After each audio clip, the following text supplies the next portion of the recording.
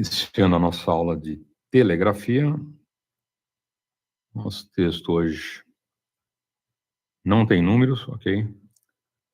Tem dias aí que eu passo alguns números, hoje não teremos números, tá bom? E o texto é bem em cima do que determina a prova, ok? Ou seja, 125 caracteres em 5 minutos, tranquilo? Então, começa o nosso texto em 3, 2, 1.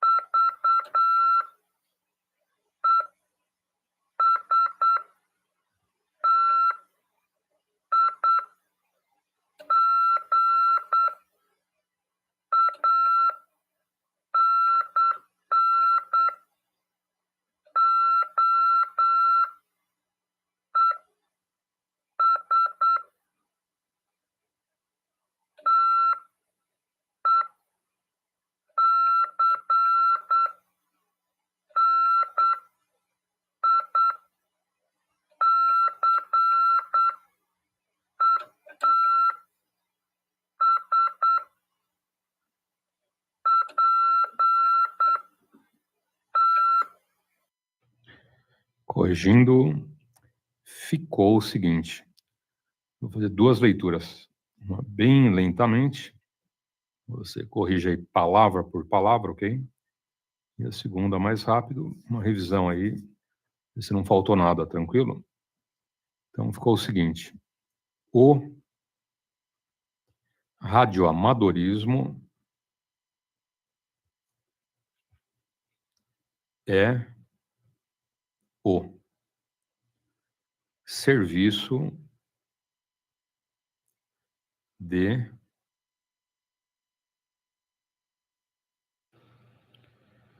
telecomunicações de interesse restrito destinado ao treinamento próprio, intercomunicação e investigações técnicas. Ponto. Lembrando, ponto, papatango, ok?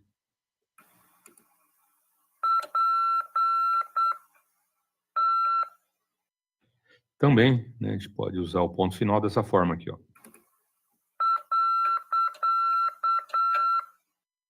Tá, no hotel, reconhece mais o papatango, ok? Mas se você fizer de outra forma, né, com certeza quem passa o texto para você, né, vai entender da mesma forma, né? Com certeza não vai pôr errado, tá bom? Então, repetindo o texto, é isso aqui, ó. O radioamadorismo é o serviço de telecomunicações de interesse restrito destinado ao treinamento próprio, intercomunicação e investigações técnicas. Ponto. Ok? Então, quem fez aí na íntegra, parabéns. Quem perdeu alguma coisa, normal, não fica preocupado, porque sempre uma coisinha, outra você perde. Outra coisa, hoje a Anatel abrindo aí inscrições para a classe B, ok? Então, quem estava aguardando aí promoção classe B, ou, né, fazer a prova para ingresso direto classe B, já vai se preparando aí, que já estão abrindo inscrições em vários estados, ok? E você pode fazer inscrição onde quer que abra no Brasil, ok? Se você mora em São Paulo, abriu no Amazonas, Rio Grande do Sul, Minas, Rio de Janeiro, faz a inscrição, ok? Não tem problema. E amigos de outros estados, né, se abrir em São Paulo aí classe B, classe C ou classe A, manda bala, né? Faz a inscrição e tranquilo, ok? Então, boa prova, não se esqueça. Treine a sua manipulação e boa sorte. Bom, essa aula... Agora são 5h09. E a gente manda um abraço aí pro Tadeu, pro Cláudio, PY2CY, pro Bahia, que está com a gente, PY2 Tango Serra Juliette, grande abraço. Demais corujas, aves do paraíso também, grande abraço, ok? Então tá aí, quem perdeu, aula 45. Na segunda edição, repeteco, ok? Ou playlist, você faz essa aula. Tranquilo? Então, boa sorte, vai treinando aí o seu CW, a sua manipulação, a recepção e boa sorte. Bom, não sei se o Cláudio permanece aí na frequência. Se permaneceu, PY2CY, bom dia, grande abraço, adiante. Bom dia, hein, Paulo? Papai Yankee 2, XU, Papai Yankee 2, Charlie Yankee, móvel, apontado e direcionado aí, QTH preguiça, às 5h10, 17 graus na capital de São Paulo, hein? Falou, Paulo, muito bom dia, um baita abraço, bom dia, turma que acompanha a rodada Alto-falante pelo YouTube, pelo SDR, muito bom dia, aquele abraço, que Deus abençoe a todos, tá certo? Bom dia e aquele abraço quem consegue aí nos escutar via rádio, aqui no modo simples, né, em FM, 146-410, tá certo, ô Paulo? E é o seguinte, acompanhei toda a aula de telegrafia aí, eu vou te falar um negócio, hein, ô Paulo? Que pena, hein, cara? Que pena eu ter tido feito, né, as provas aí de radioamadorismo aí há alguns anos atrás, rapaz, porque não tinha essa moleza, essa mamata que a rodada alto-falante oferece aí pra turma que quer fazer promoção de classe, que quer ingressar no radioamadorismo, né? Olha, rapaz, que teteia, hein? Puxa vida, hein, cara? Como eu queria que tivesse, né? Que eu tivesse passado por isso aqui hoje, né? Beleza, ô Paulo? É muita moleza, hein, cara? Ó, vou te falar um negócio, viu, velho? Só não faz a prova quem não quer, hein? Tá certo? Porque a moleza tá aí, a deixa tá aí, né? E molezinha demais, hein? Você é louco. Tá bom, Paulo? Um abraço pro Bahia, um abraço pro outro colega aí que eu não lembro o nome. Um abraço aí sem exceção a todos, hein? Já tô aqui pela Presidente Tancredo Neves.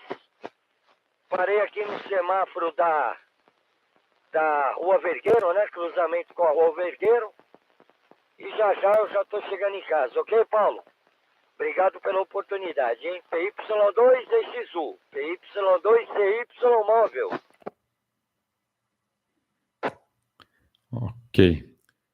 PY2CY, Cláudio móvel. Maravilha, Cláudio. O Tadeu, logo, tô sentindo assim um arzinho de radioamador novo chegando, hein? É ou não é o Tadeu? O Tadeu tá na coruja aí via internet. E eu acho que logo ele chega aí no radioamadorismo, hein, Cláudio? O que você acha? E tem mais, hein?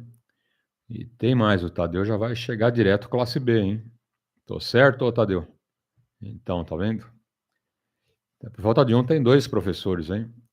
O Cláudio também, grande mestre aí. Manja barbaridade aí de CW. Então, por falta de um, você tem dois professores, hein, Tadeu? Aí, ó. Aproveita, deixa, hein? De graça e ainda parcelado em 12 vezes, né, Cláudio? Olha que maravilha, hein? Bom, mais alguém na frequência?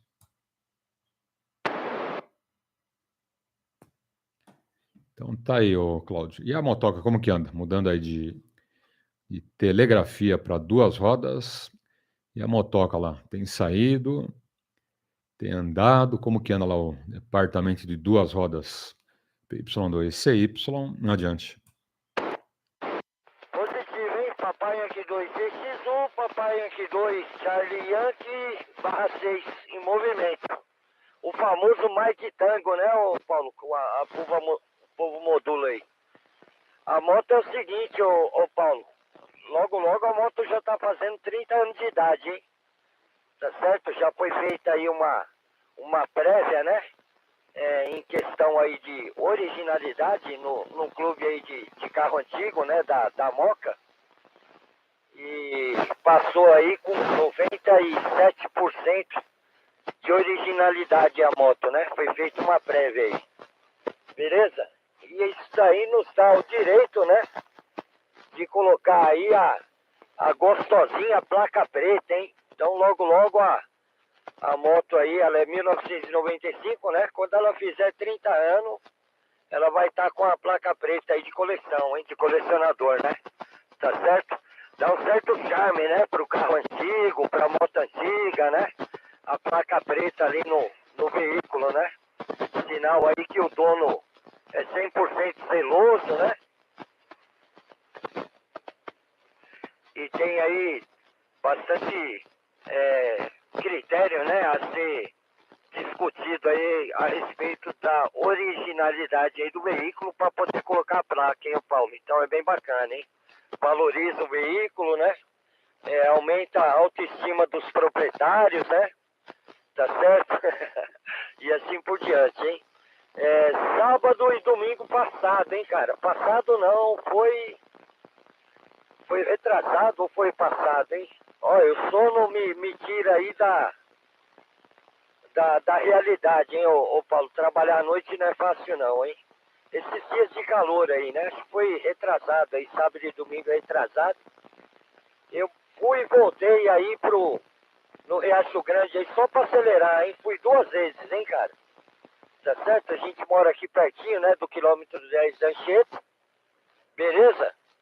Aí eu liguei a moto, dei aquela limpada, aquela polida, né? E fui dar uma acelerada aí. Fui até o Riacho Grande, voltei, tornei de novo, tornei voltar. Só pra dar uma aquecida no motor, hein? Porque a moto fica mais parada do que andando, né, ô Paulo? Inclusive eu achei o jeito aí de economizar a bateria da moto, que vira e mexe. Eu tinha que trocar a bateria da moto porque descarregava aí de ficar parado, né? Colava as placas e tal, tava sempre danificando, hein? O colega deu uma dica, né? Você tira a bateria da moto,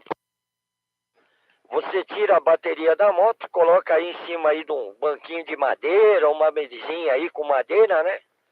Deixa ela quietinha. Quando você for ligar a moto, você coloca a bateria que vai funcionar direitinho e vai durar muito mais, hein? E realmente, ô Paulo, tá durando muito mais, que já faz tempo que eu tô fazendo desse jeito, né? E tá durando muito mais a bateria, hein? Tá vendo? Cheio de deixinhas aí, né? Pra quem não anda muito com o veículo aí, tirar a bateria do veículo, hein? Beleza? Dá um certo trabalhinho, né? Mas vale a pena, hein? Ok, Paulo? PY2EXU, PY2CY, móvel, Vila das Mercês, câmbio. Ok. PY2CY, Cláudio, móvel. Espaço aí para os amigos. Ninguém adentrou. Então a gente prossegue, né, Cláudio? É isso aí. Motos. Quem curte, quem gosta, né, sabe o valor, né? Pode ser cinquentinha, 125. Acho que nem tem mais cinquentinha hoje, né, Cláudio? Hoje não tem, né? Hoje acho que a menor é 125, né? Com motor a explosão. Tem as elétricas aí, né? A elétrica tem de todo o tamanho, né? Mas com gasolina mesmo, 125 para cima, né? Então tá aí. E a gente que curte, que gosta. Será que eu já não ando de moto faz muito tempo? Eu vendi a última moto, o Daniel tinha 4 anos. Aí também já tinha andado demais, hein? Nossa. Desde moleque, né? Desde bicicleta, cinquentinha, aquelas bicicleta a motor, né? 100zinha, 125, 150. E vai subindo, né, Cláudio? E chega no topo, né? Até mais de 1.100 cilindradas, né? Mas eu já enjoei, né? Eu já não ligo mais para moto, hein? Gosto, vejo tudo, mas para comprar já não tenho mais vontade, hein? Andei tanto de moto, que deu para enjoar, hein? Era trabalho, era escola à noite, viagem, ia namorar, tudo de moto, hein? É moto o dia inteiro. A mão tá até calejada, né, Cláudio? Então você já acostuma aí, né? Chuva, sol, frio, calor, granizo, enchente, poeira, enfim, lama, né? Tudo que você imagina enfrentei, hein? Mas é bom, né? Moto é muito bacana. Bom, mais alguém na frequência? Lembrando os amigos que o nosso grande Magnum já está fora do hospital, hein? Para quem não sabe, ele ficou hospitalizado há um tempo, ok? Fez lá alguns procedimentos e hoje faz o que, uma semana já? Não, ainda não. A informação chegou no domingo, né? Então é cedo ainda, hoje é quarta-feira. Acho que sábado que ele saiu do hospital, ok? Segundo o Sérgio, o Magno, então, já está em casa, ok? Está se recuperando e está bem de saúde. Acho que mais algumas semanas aí, 2 talvez, já possa sair de casa e no ponto de encontro dos radioamadores, né? Mas está bem, o Sérgio está bem também, né? Também o Sérgio esteve hospitalizado pelo seu amigo China, e já foi para casa, já está bem, já está aí saindo e fazendo as suas estripulias, né, Sérgio? É isso aí. Grande Sérgio, PY2EXU, Alpha Charlie, também sempre aí com a gente. Estamos aí falando em Sérgio e falando em Magnum. Sabe que tivemos o último evento, ponto de encontro dos radioamadores, Hermelino Matarazzo, agora, domingo passado, ok? O próximo só 2023. Então, quem não esteve aí no último domingo, agora só dia 8, domingo, janeiro, ok? Então, a próxima edição, 2023. Quem não sabe, é domingo sim, domingo não, ok?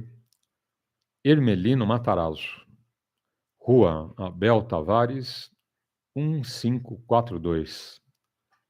Sempre à disposição dos amigos. Quem não foi, vai conhecer, ok? PY2CY, adiante. Perfeitamente. PY2EXU, Paulo. PY2CY, móvel estacionado já dentro da garagem, hein, ô Paulo? Tudo tranquilo, tudo numa boa, graças a Deus aí mais uma noite de trabalho concluído, com segurança, tranquilidade, alegria e harmonia, hein? Tá certo? Então é isso aí, QSL aí quanto aos colegas aí que ficou doente, né? Quem ficou doente aí algumas semanas atrás aí internado também, foi o nosso amigo Brasil, o PY2 Papa Yankee Lima, o nosso amigo Brasil. Ele passou aí 2 dias internado aí, né? Tá certo? Uma infecção aí.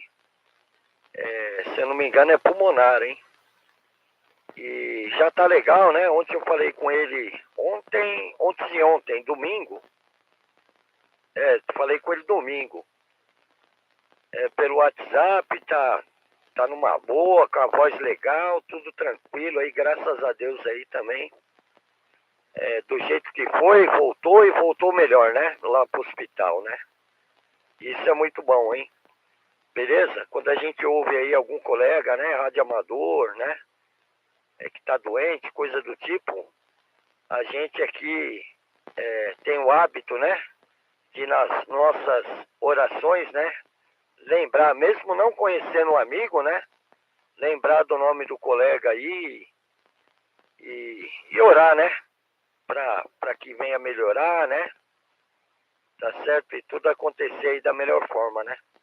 É o desejo aí. A gente tem esse hábito aqui dentro de casa, hein? Tá certo, Paulo? E é isso aí, meu amigo. Mais uma vez eu quero agradecer aí a rodada Alto-falante pelo acolhimento, pela oportunidade desse QSO, junto com o PY2EXU, Paulo, né? E agradecer aí a companhia, né? Do pessoal que acompanha a rodada, aí pelo YouTube, também aí pelos SDRs, né? Tá certo? E desejar aí que todos tenham aí um bom dia aí, abençoado, hein? Beleza, Paulo?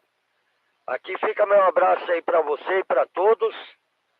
Na sequência aqui desse câmbio aqui, depois de escutar o seu, eu desligo aqui equipamento, né?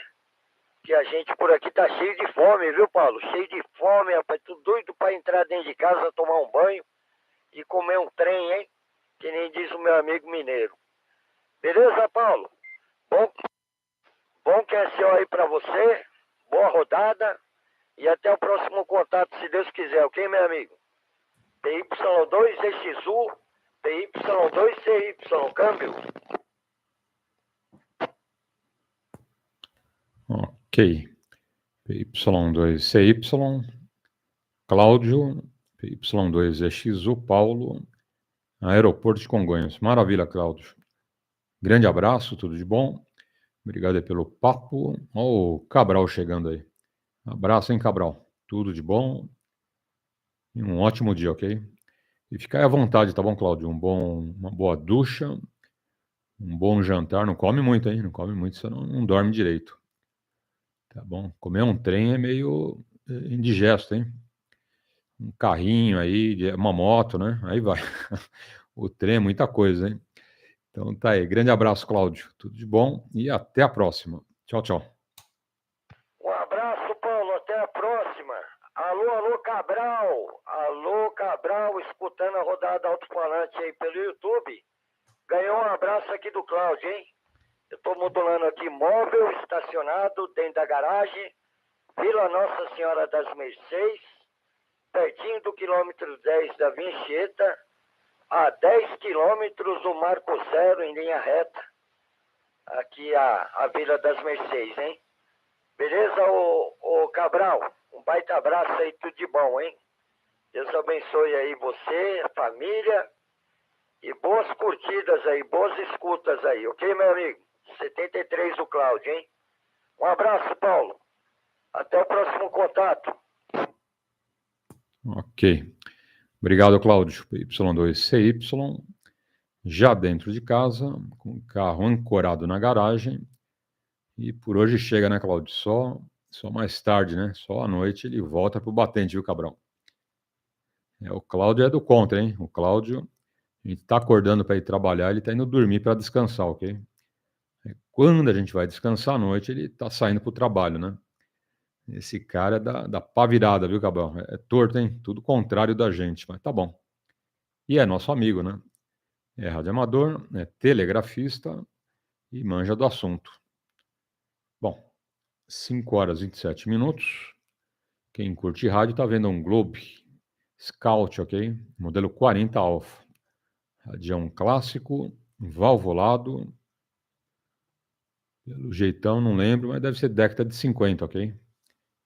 Quem curte aí rádios antigos, dá uma olhada aí na telinha, hein? Quem acompanha pelo YouTube, olha que rádio legal, hein? É o Globe Scout, ok? Radiaço. Bom, oportunidade aos amigos, senão a gente já entra em legislação.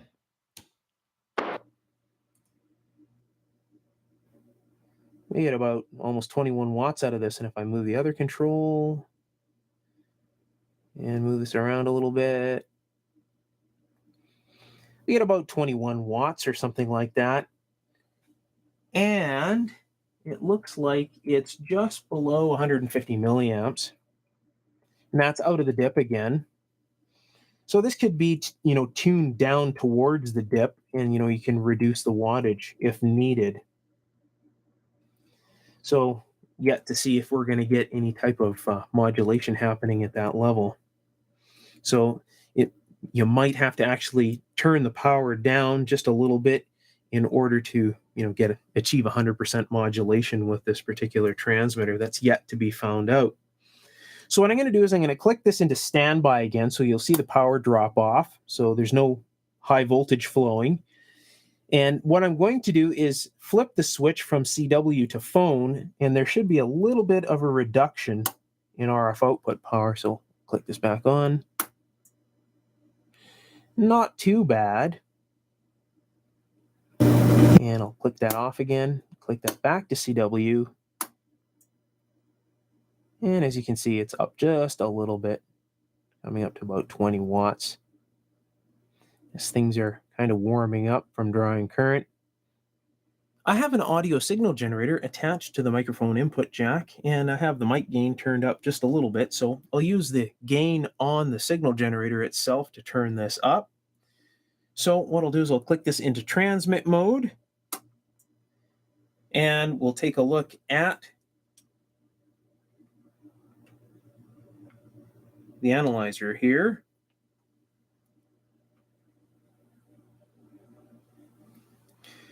So I'll see how much modulation I can get out of this thing with it set to this wattage here. So here we go.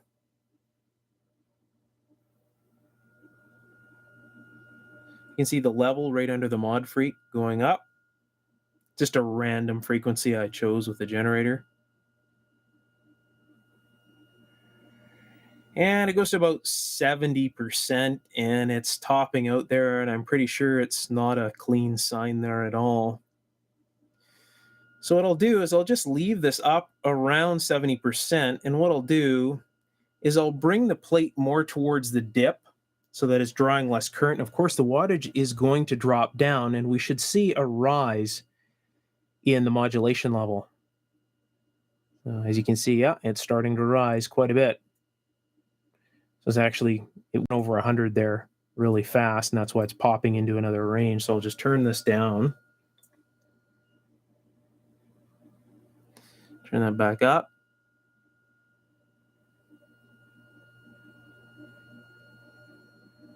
You can see it's heading right towards the 100%, no problems there. I'll just turn that off. So with the wattage, no modulation or anything happening here. So you can see the wattage is at about 11.1 watts in order for us to achieve close to 100% modulation. So yeah, this thing could use a little bit of help in order to, put out a bit more RF power and achieve some modulation there. I have the positive lead of my voltmeter attached to that exposed jumper on the rear of the Globe Scout transmitter, and I have the negative lead of my voltmeter attached directly to the chassis. So any guesses as to what the high voltage level is going to be on that jack? I'll flip the switch to transmit and let's take a look.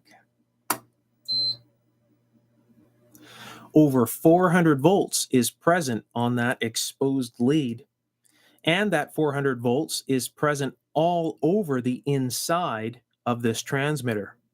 So I'll just flip this back into standby. So extreme caution needs to be taken whenever you work on a transmitter like this. You never ever want to come across that high voltage. So there's a lot of modifications that we can do to really increase the performance of this transmitter. So if you're interested in seeing a modification video on this Globe Scout transmitter, let me know in the comments below and we'll revisit this in the future and we'll hot rod the Globe Scout. Thanks for stopping by the lab today. Hope you enjoyed this video involving this Globe Scout transmitter. If you did enjoy the video, you can let me know by giving me a big thumbs up and hang around. There'll be many more videos coming like this in the near future. So I've got a lot of very interesting antique and modern electronic devices to share with you guys. Lots of very interesting repairs and restorations planned for the bench. So if you haven't subscribed, you might want to do that right now as well.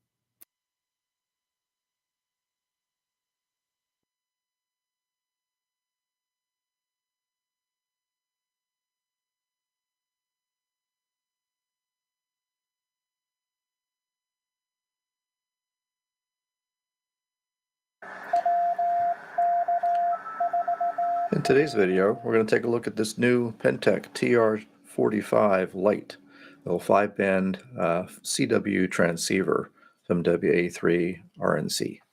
Now, this is from the same gentleman that brought you the 2-band TR25 CW transceiver and the TR35 4-band 5-watt CW transceivers that are very popular amongst folks that do PODA and SODA and other portable operating.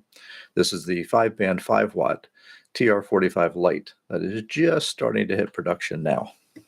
At the time of producing this video, about the second week of December or so, the pilot run for these is just about finishing up, and he's planning on entering in production the beginning of 2023. The plan is to offer both factory wired and aligned units as well as kits in the future. So let's take a closer look at the TR45 Lite. Now, even though this TR45 is considerably larger than the TR25 and 35 kits, maybe not as backpack friendly, I just love the look of this thing. From the vintage panel meter to the well laid out controls, the physical form factor, built-in speaker, and carry handle, I think it's just an awesome looking little radio. The 5 bands covered by this rig are the 80, 75 meter band, the 40, 30, 20, and 17 meter bands. While full band coverage is provided in the radio, the transmitter is optimized just for the CW portions of the bands.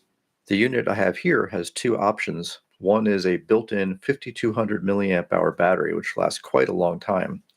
And the other is a built-in Z-Match tuner right on the back of the rig that features both coaxial and banana jack connections. So you can switch between your balance line and your coax and using the tuner in line or not.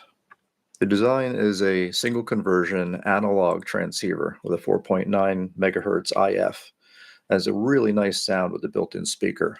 Some of the new SDR radios and things like that just sound to me very mechanical. This has a very nice warm sound. And we'll go play with it and take a look at some of the controls.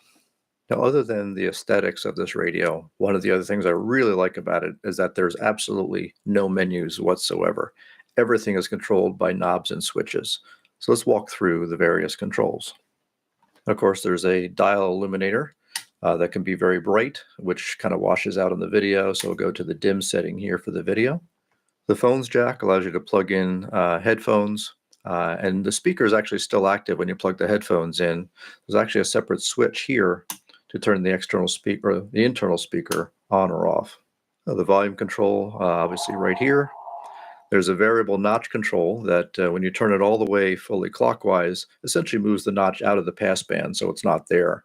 And to simply use the notch, just rotate it down to eliminate that interfering tone that you want. When you don't want to use it, just turn it fully clockwise again. There's continuously variable RF gain. The automatic built-in key or speed is right on the front panel. As you rotate it, you'll see on the display, you can actually change your key or speed. I typically run mine, about 14, 15 words a minute, maybe a little bit more. I'm not the speed demon. I start to struggle when I get above 20 words a minute. 49106/2018. Estamos em emissões, terceira parte, ok? Eu já vou entrar na tabela A17. Tá? Modo de emissão facsímile.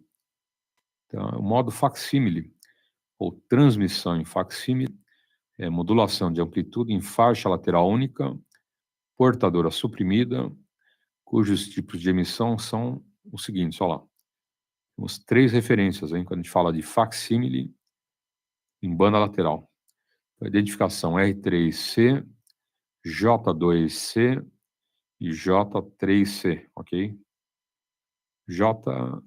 R3C, faixa lateral única com portadora reduzida ou nível variado.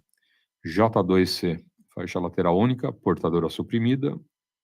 E J3C, faixa lateral única, portadora suprimida, ok? Eu não vou entrar em detalhes, né, somente o significado dos tipos de emissões, né, a forma correta, né, que o pessoal identifica, e o que a gente conhece como AM, FM, banda lateral, né, tudo isso tem as siglas que identificam, ok? Bom, na tabela A18, a gente fala de SSTV em SSB, ok? Lembrando, SSTV é TV de varredura lenta, ok? Slow Scan TV, tá bom? Slow Scan TV ou TV de varredura lenta. Tá? Isso em banda lateral. Tranquilo? Então, olha lá. Transmissão de televisão de varredura lenta em modulação de amplitude com faixa lateral única. Então, nós temos 2 tipos, olha lá. Então, você tem SSTV em banda lateral, que é R3F. Tá? R3F é faixa lateral única com portadora reduzida ou nível variável. E J3F, faixa lateral única com portadora suprimida, ok? Tabela A19. É o FSTV. É o contrário, né? É a transmissão de TV com varredura rápida, ok? Então, Fast Scan TV. Tá bom? O Fast Scan TV é a TV de varredura rápida em modulação de amplitude. Tá? A sigla identificadora, A3F. Você não precisa decorar, nem se preocupa, tá bom? Só conhecendo, né, um pouquinho da tabela, né, e sabendo, né, que o FSTV, nessa modalidade de AM, é identificada como A, tá bom? Emissão A3F, tá bom? Agora são 5h40. E lembrando que janeiro, iniciando mais 3 cursos. CW, que é o carro-chefe, né? Normalmente quem vai fazer promoção classe B tem interesse maior aí no curso de CW. Então, ele inicia sempre os cursos. Primeira edição. Vamos continuar iniciando a aula 5h. Na segunda edição, também continuando no mesmo horário. Iniciando as aulas 17h. Então, quem for fazer o ano que vem, começa o curso segunda-feira, dia 2 de janeiro de 2023. Tranquilo? Serão 4 meses de aulas, janeiro, fevereiro, março e abril. 3 opções. Você poderá fazer via radiofrequência, via live na internet ou via playlist lá no nosso canal, ok? Essa última opção, via playlist, é o curso completo, 50 videoaulas, para quem não consegue fazer nos horários. Tá? Então, você às 5 horas está saindo para o batente, à tarde, 17 horas, está no batente, e aí? Né? Não faz o curso? Não, negativo, hein? Faz o mesmíssimo curso, só que lá via playlist, ok? São 50 videoaulas, é exatamente igual, a sequência de aulas é exatamente a mesma, ok? E outra coisa, né? Qualquer dúvida, mesmo quem faz aí via radiofrequência, via internet, live ou via playlist, a qualquer momento na rodada, adentra aí e tira dúvidas com a gente, ok? Ou via radiofrequência, ou via internet, na live, em qualquer lugar do planeta, você a qualquer momento, tendo a rodada, tira dúvida comigo, tranquilo? Então, boa aula, bom curso e vamos em frente. Oportunidade com um bom dia. Mode. In the CW narrow mode, we're down to probably just about 400 hertz of bandwidth centered on about 700 hertz where the side tone is. You can ignore these little spikes. These were noise spikes being picked up by poor grounding of the probe I was using to actually go take a look at it. When you're in the CW narrow mode, you can engage the low pass or the band pass audio filter, which sharpens up that filter even more right on the side tone frequency. And again, if you're properly zero beated, it almost makes it sound like a code practice oscillator. So in addition to the long press on the receive mode to switch between CW and single sideband for the local oscillator offsets, there's also a function in the VFO A and B when you long press that. When you long press that, what it will do is take the mode and frequency and all that you've got set up for that particular band and store that in non-volatile memory, so that next time you power on the rig and you switch to that band, that's the band and mode that it will go to. So for example, if I wanted to always be at 14.059 when I come to 20 meters, I would push and hold this down, and then the backlight goes out on the display. That tells you that you've now written that into the non-volatile memory. So if I turn the rig off and then turn it back on again, when I return back to the 20-meter band, or in this case, it'll be in the 20-meter band, it comes back to that particular setting. So if I tune off frequency, turn it off, and then come back on again, we'll see that I'll return back to that 14.059 that I wrote into the memory. Now the back panel is quite simple. Again, I've got the optional Z-Match tuner. This would not be there if you don't get that option. With that tuner in place, you can actually bypass it to go directly out to the antenna connections, or in will allow you to use the tuner in line. And then the RF signal can be routed to the coaxial connector or the balanced line connectors. So in addition to the phone's jack on the front panel, this jack here is for an external speaker. If the nice internal speaker is not what you want, you can plug in your external speaker here. Plugging that in will cut off the internal speaker. There are two DC inputs. Now, pardon these amateur labels here. I put these on. These did not come on the radio itself. The red one is for the charger only, to charge the internal battery. So if you don't have the internal battery, that really wouldn't even be there, I don't think. I'm not sure if it gets populated or not if you don't get that option. And if you want to use an external battery, even if you've got the optional one inside, you can bring an external 12 volts into this coaxial jack here and run on an external 12 volt source. Let's take a look at how to use the optional built-in tuner. Z-Match tuner is very nice because it's just two controls, and there's one combination that gives you the lowest possible reflected power. So you start off by plugging your key or your paddles into the key jack so that you can key down continuously. Reduce the transmit power to some low level to start off with here. turn the volume up a little bit and switch. I usually like to start off by switching to the wide mode so I can listen to the noise floor. And what you want to do is adjust the two knobs in the back. You can reach over the top and adjust for the maximum noise level or the maximum received level. So I'm going to bring the RF gain all the way up and just adjust these back and forth for the maximum noise.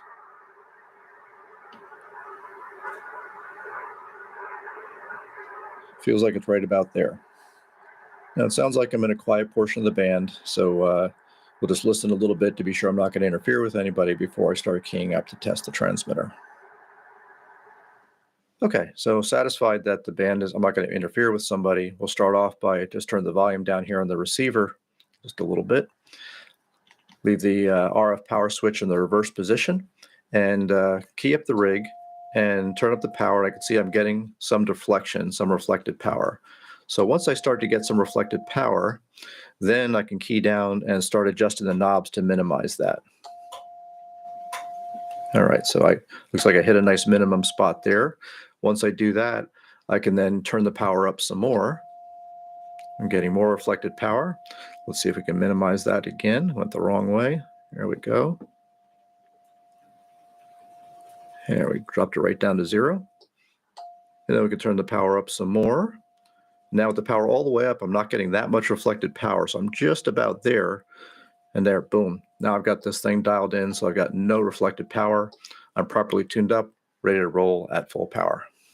Now the only control we didn't talk about is this guy right here. These are the controls for the CW message memory. There are two message memories to store an outgoing message, like a CQ call, for example. And you can choose which one you want to play by either hitting the DIT or the DA key. If I switch this over to play, we can see hitting the DIT will play back message 1, the DA will play back message 2. If we hit the DIT, you'll hear my CW PODA call that I've got stored.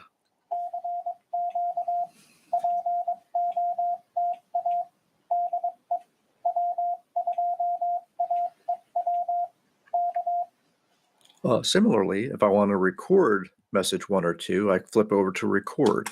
And what I would do is hit the DIT to record into message 1, hit the DA to record in message 2. The radio will repeat 1 or 2 in Morse code. Once it finishes sending that, then you send your message. And then once you pause for a few seconds, that will get stored and your memory is there. Well, there you have it. Hope you enjoyed this review of this Pentec TR45 Lite. Just a really great transceiver to operate. Such a great sound in it. Even with the really narrow filter, the receiver almost sounds like a code practice oscillator. No ringing like you have with some of the DSP filters and some of the more modern kind of digital designs or SDR design. Just a great transceiver. And just a reminder, at the time producing this video, the second week of December 2022, he's just finishing up the pilot production run of these units. I pre-ordered this in September and just got it about 2 or 3 weeks ago. So you may have to be patient if you want one of these. It expects to be in production in early 2023, and then to provide kits for them as well after that. I can tell you that once I got this unit here, I haven't turned on any of my my main rigs here in the shack. I've been making all my contacts on 5 watts with this TR45 Lite. It's just such a fun radio to operate, very easy with all the manual controls, such a great sound to it. So again, I hope you enjoyed this review of the Pentec TR45 Lite 5-band 5-watt CW-only transceiver. If you liked the video, give me a thumbs up. And thanks again, as always, for watching. We'll see you next time. Os dentes são só 25% da...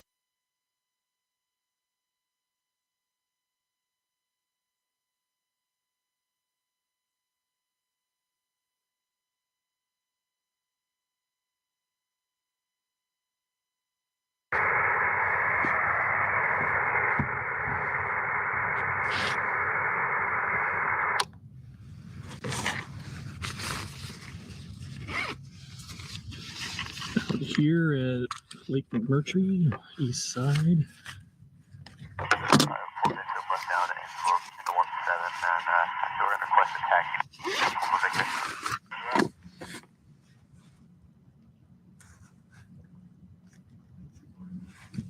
run down the scanning.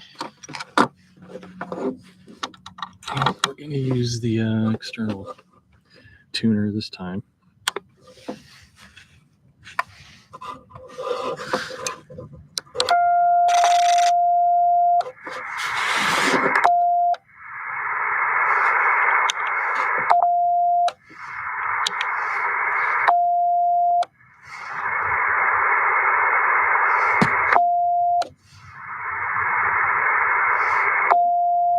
Okay, 5 knots.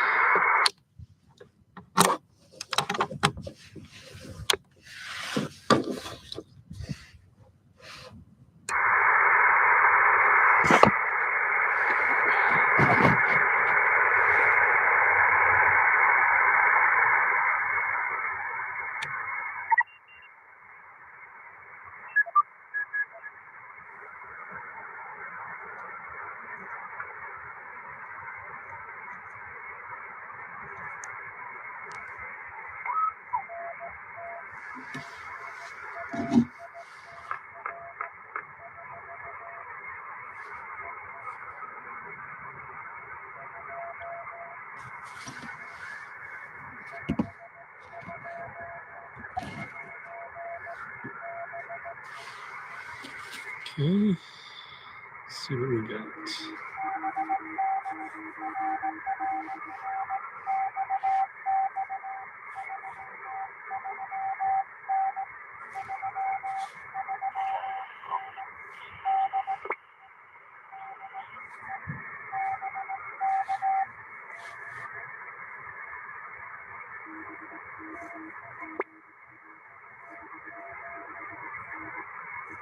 Yeah, getting QRM out here, huh? A 3F é FSTV em amplitude modulada, tranquilo? Ou em amplitude, né? Tá. Depois nós temos o item 20, o FSTV FM, tá? Então, TV de varredura rápida em frequência modulada, ok? E tem várias opções. De SSTV, FSTV, AM, FM, enfim. Então, agora nós vamos para frequência modulada. Então, TV de varredura lenta, TV de varredura rápida em frequência. Tá? FSTV, FM. Identificação F3F, ok? F3F é a mesma coisa que FSTV em frequência modulada, tranquilo? Item 21 é o FSTV SSB, ou seja, na TV de varredura rápida em banda lateral, ok?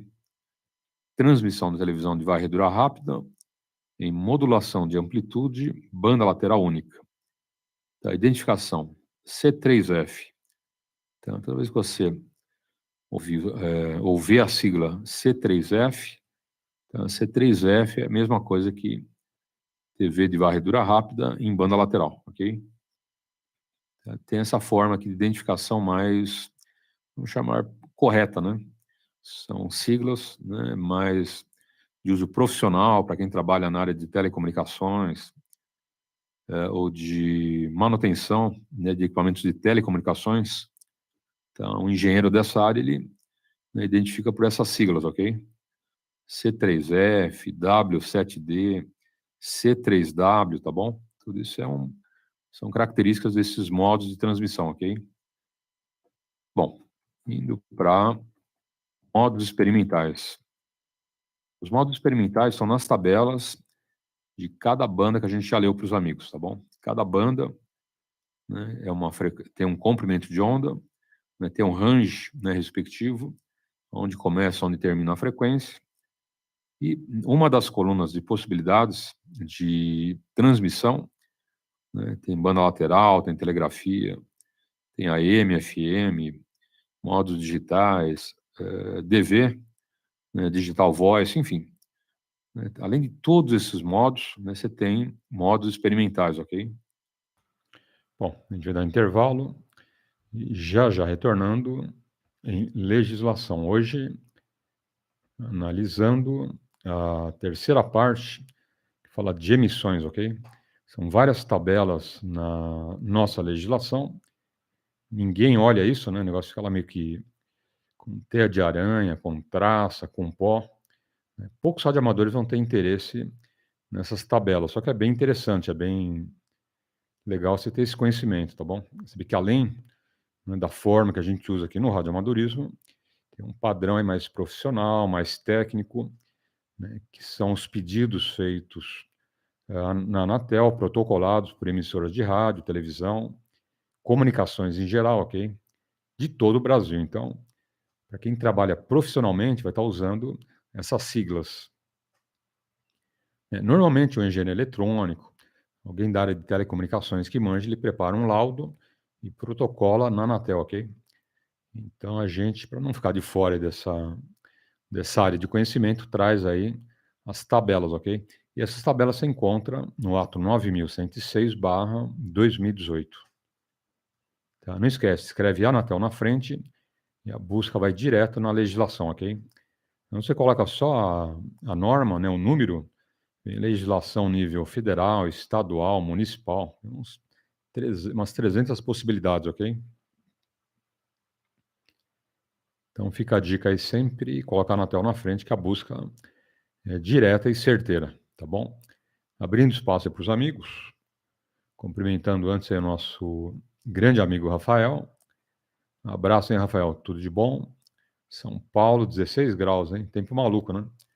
Um dia tá calor, outro dia tá fresco, como hoje, né? Aí passa a hora do almoço à tarde, tá dando 30 graus, 32, coisa de São Paulo, né? E vamos lá, oportunidade com um bom dia.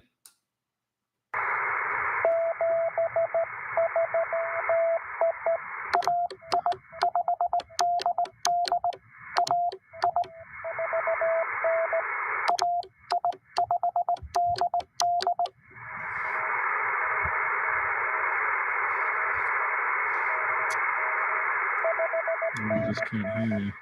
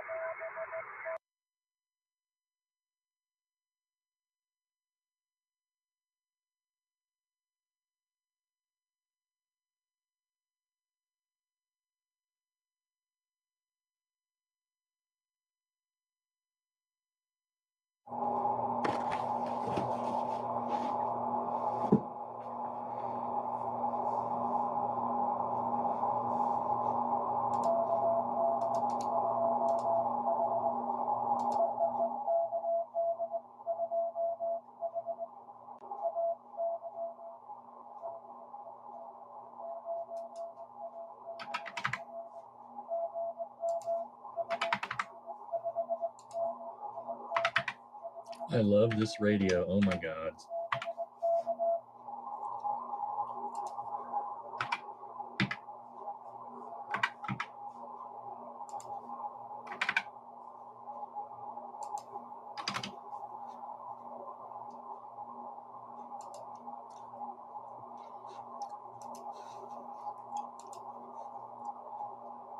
Let's see.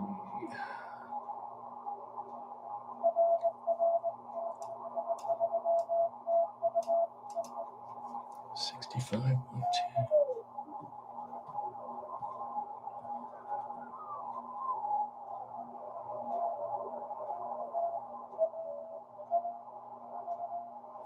Now I tune this with the Z match on my coax, my tuner is coax direct to the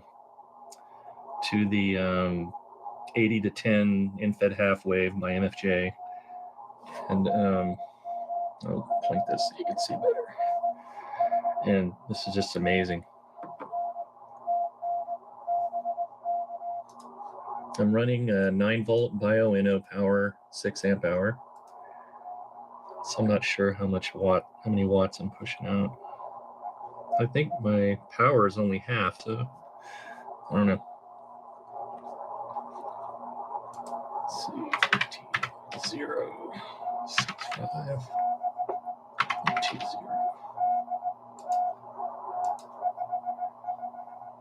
And that guy's 5'9", plus they're 25 dp. Yeah, 161's great to make the hook up there, man. That is your about. Yeah, man. J. Juliet Alpha Yankee was my name, so you further. Hi, this is CBRadioMagazine.com. And since there haven't been a whole lot of new radios on the market, we decided to go back in time today, and we're going to take a look at the Midland 79-290 transceiver. This is a single sideband radio. These are produced in the mid to late 90s, and they stopped production in the early 2000s. So it hasn't been made for about 10, 11 years now, and these radios were quite interesting when they came out.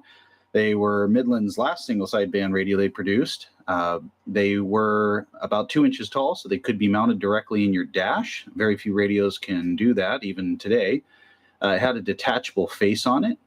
The radio had memory frequencies, digital display, dual watch, scan, and it also could be converted for your free band frequencies, and it can go up into the ham radio frequencies. Even though at the time it was marketed as a standard CB radio, did have quite a lot of features in it. So very interesting radio. I'll walk you through the controls real quick and show you some of the features. We'll discuss how to do the modification to open it up for the extra frequencies, show you inside some of the quick tuning locations, and probably it'll give you a good understanding of the radio. And we should have an on-the-air audio test. Just check back with somebody else on the air and see what they think of the sound. So first of all, over on the left-hand side here, we've got the volume. This is it's kind of not an inner and outer knobs. There's one that's further away and one that's closer to the radio. So further away here is your on-off and volume. Inside here is your squelch, a little closer to the radio. 4-pin Midland connection. Of course, Midland loves to be quirky with their radios. So 4-pin, not a standard Cobra 4-pin, Midland 4-pin. Up here is your TX display. When you key up, you'll see the light come on. Weather channels. If you press the weather channel button, you can go in here, and it has 10 weather channels to choose from. Quem tentou falar com a gente, sem áudio, ok? Percebi aí que alguém tentou, mas zero de áudio, tá bom? Bom dia, abraço. Dá uma olhada aí no volume. Vê se está bem conectado aí no rádio, mic, ok? Totalmente sem áudio. We keyed up on 38, and then we've dropped down to 32, and we want to go back to the last channel we keyed up on. Last channel recall, press that, takes you back. You can toggle between the last channel you keyed up on. Over here, we've got our actual detachable faceplate button. To detach the faceplate comes off for protection, so that you don't get it stolen, I guess, you know, like the old days of car stereos. Seems like people aren't stealing stuff as much anymore in car stereos and stuff, since the price on car stereos have come down so much. So, you know, I don't know how much useful it would be these days, but if you live in a bad area, of course, having a detachable face radio is useful. Here is a mode button to go in. It says BD on it. You can go in between your different modes. The radio shows FM. This radio does not have an FM module in it, even though it shows that. So AM, upper sideband and lower sideband would be the modes available on this radio, and that's how you toggle between those. Channel 9, automatic switch to go there, and again our frequency button right below that, so you can change between a channel display or a frequency display. Down below, we've got a local DX button. Radio doesn't have an RF gain control on it. It's a very small radio, so not a whole room on the faceplate. So no RF gain.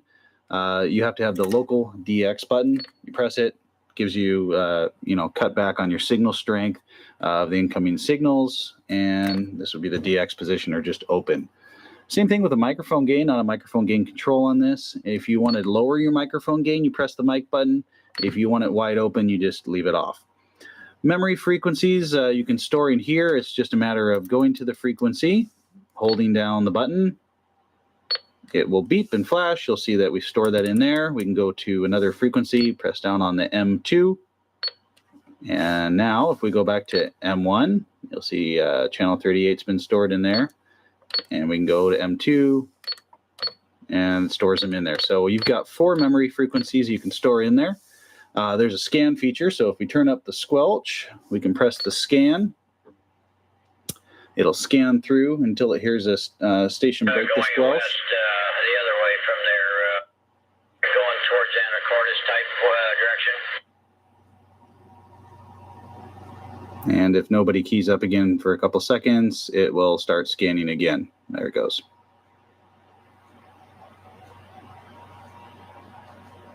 And of course, it just scans through until it hits frequency where someone's talking. Angel over for dinner tonight. There you go. So next option, we turn that one off. We can go to dual watch. So dual watch, you can go to one frequency, press the dual watch button, go to another frequency, press the dual watch button. It will switch back and forth in between frequencies. Yeah, I'm sure a lot of people would do. I watched the When frequency breaks the squelch, it'll stay there. And when it goes back down, it'll start the dual watch function again. So very cool. This also works in the expanded mode. So that is a neat feature as well. Channel control over on the right side here. And down below, we've got your fine clarifier and your coarse clarifier as the closer knob to the radio. So those are the basic features. Not a whole lot on the face. This isn't a menu-driven radio like the newer ones. This is a little old school, kind of before that. They would have been able to, of course, incorporate the microphone gain controls and RF gain stuff into it if they'd had that back at that point. But again, this was designed back in the mid-90s, so before we have the menu-driven stuff we do today. The radio can be expanded. So right now we're in a standard mode. We'll turn it off. Once you've performed the modification to the radio to expand it and open it up, you have 2 options. You can go into a 10-meter ham radio frequency, which will give you between 2800 megahertz and 29.700. Or you can go into a standard CB export type scenario. And in there, you can go through the bands and up to the free band, but you can't get into the ham band completely from there. So let me show you how you do that. You would hold down the DW button and the channel 9 button while you power on the radio. This is after you've performed the modification inside the radio. So we hold down the DW and the channel 9. It takes a little bit of a contortion. We let go, power it on. Now you'll see our D. And if we go to the frequency display, actually I'll start in this one. So channel display, you'll see the D. And, right now, channel 38D is our standard CB frequency, single sideband that we use. And if we hit the channel 9 button, now it takes us up into the different frequencies. So let's go A, B, C, D, E, F, and back to 8. Now, if we hit the frequency button, you can see the frequencies we're on. So obviously, we're not in the standard CB frequency right now. And it goes up here in the CB frequency, and now we can jump up. This is kind of where your free band are. Most of you guys like to hang out. You can see you can go up in the 42, 55, etc. It does top out at, right, there we go, 28.30. So if you are like a tech license in ham radio, this isn't going to quite get you here in this mode. There's another mode where you can get in there, though. So that is cool with the expanded mode. If you want to go into the ham radio mode, what you need to do is you hold down the last channel recall and microphone gain button when you turn on the radio. And again, it takes a little bit of a contortion to do all of it. And as you can see, we are now in a ham radio frequency. And so here we can scroll through the frequencies, and if you tech guys, this is where you'd want to be.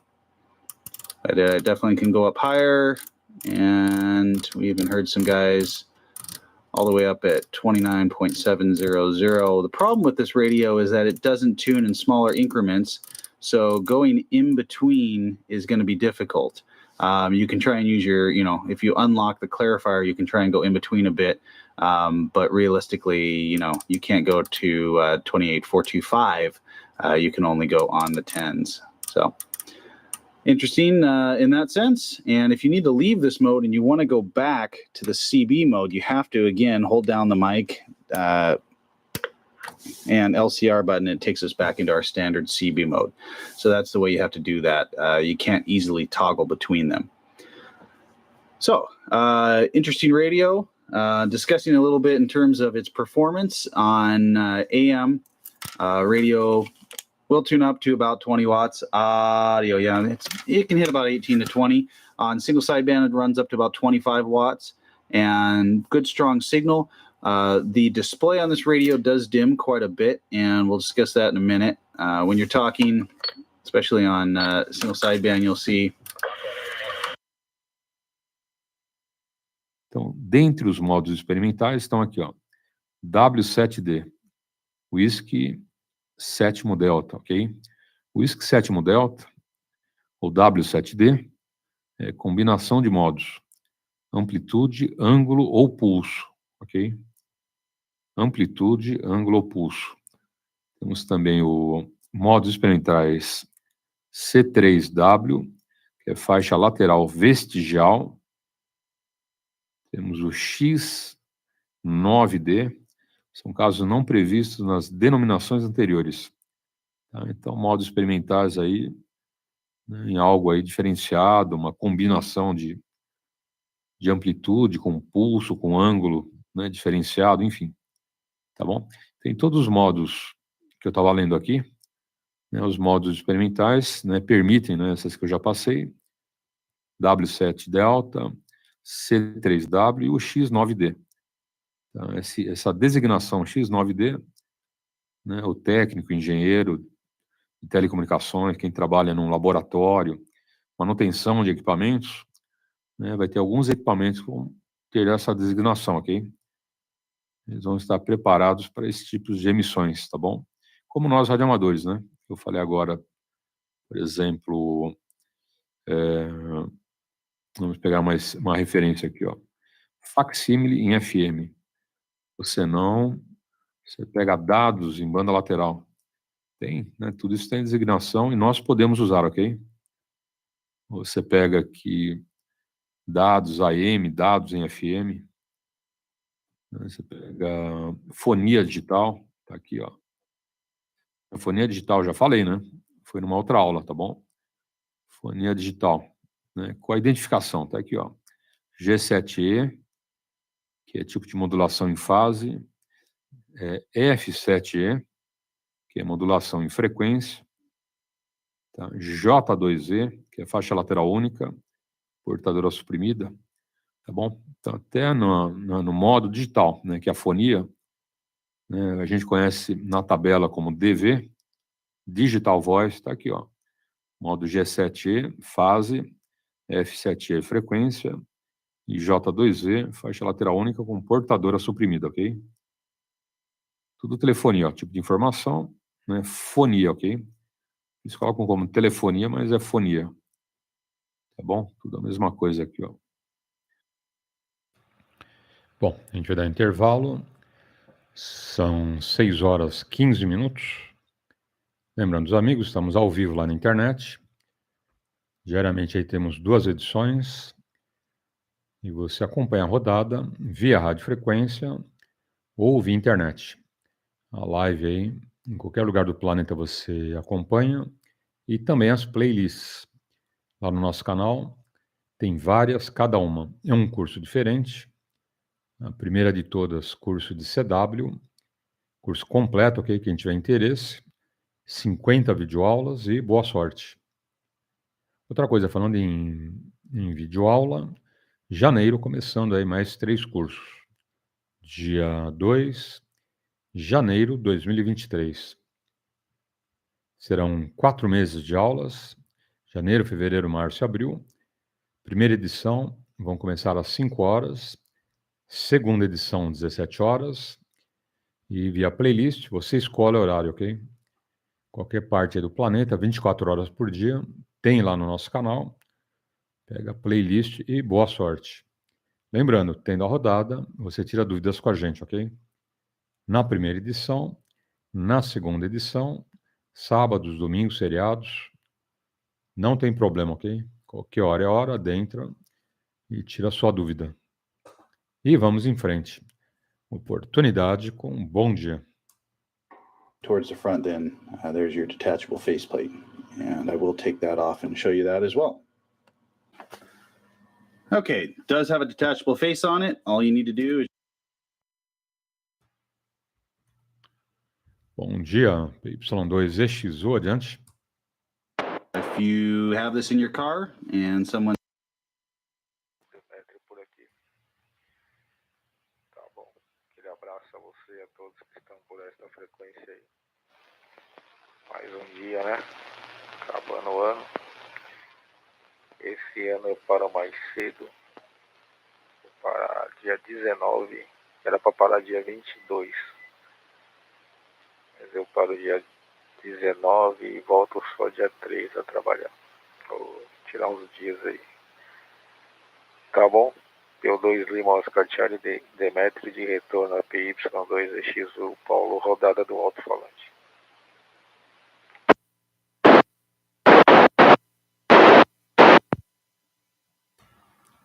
Ok. PY2 Lima Oscar Charlie Demetrio, grande abraço. Excelente quarta-feira, tá bom, Demetrio? Então já tá aí, quase já dando uma descansada, né? Maravilha. Você me fala se vai viajar agora no final do ano, se fica por lá, ok?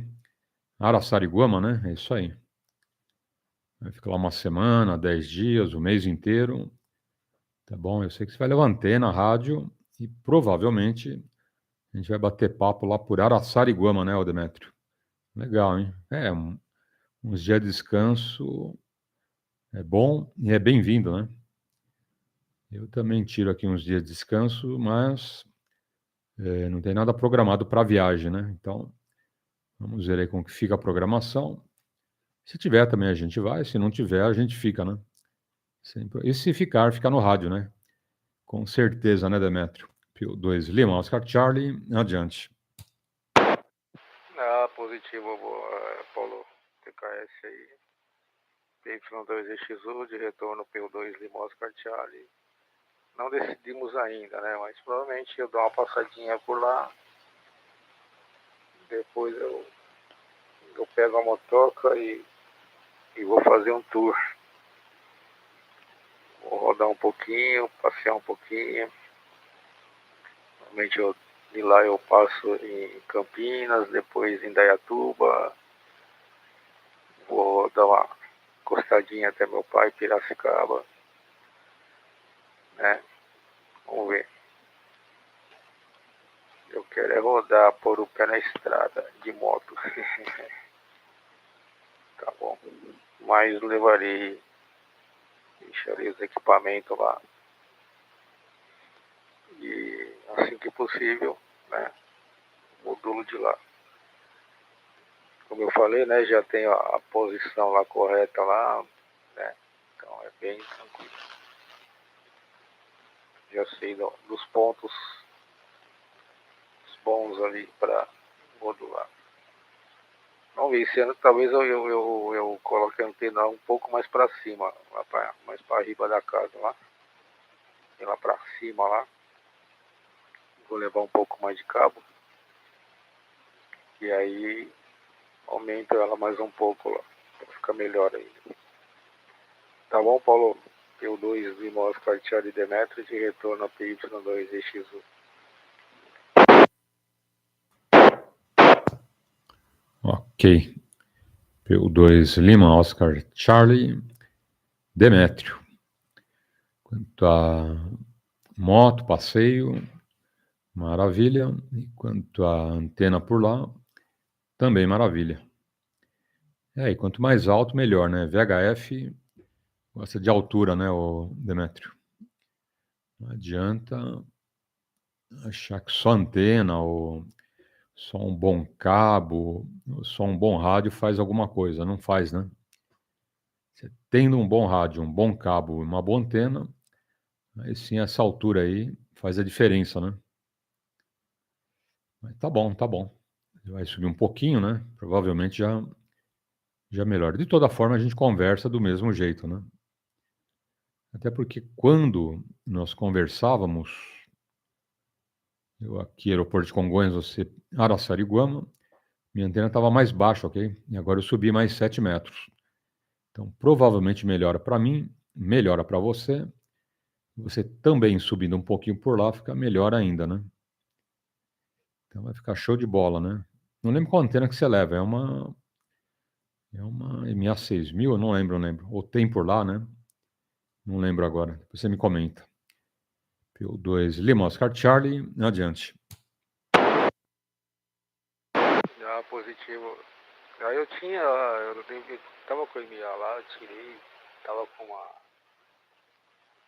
antena de 11 metros lá, tirei por conta, não tô lá, né? Então amarrei assim, né? Bem, mas a ventania lá, né? Ela tombou. Não a MA, a antena dos 11 metros. Então eu tirei. Mas a que eu levo é a Slindim, né? A Slindim, ela é feita de cobre e PVC. É um canhão de antena, viu? Da entre média de uns 7 e 8 dB aí. É a que eu sempre levo. Eu gostava de levar SJ, né? Mas eu doei as minhas SJ. Eu dei pra, né, doando aí. Tinha umas 3, fui doando. E é isso aí. Mas é Slindim, que eu sempre costumo. Ela já fica guardada aqui já para essas ocasiões.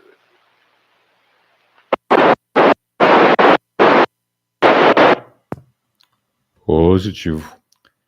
PY2 Lima Oscar Charlie, PY2EXU, X-Ray Uniforme. Deixa eu abrir espaço aí para os amigos. Mais alguém?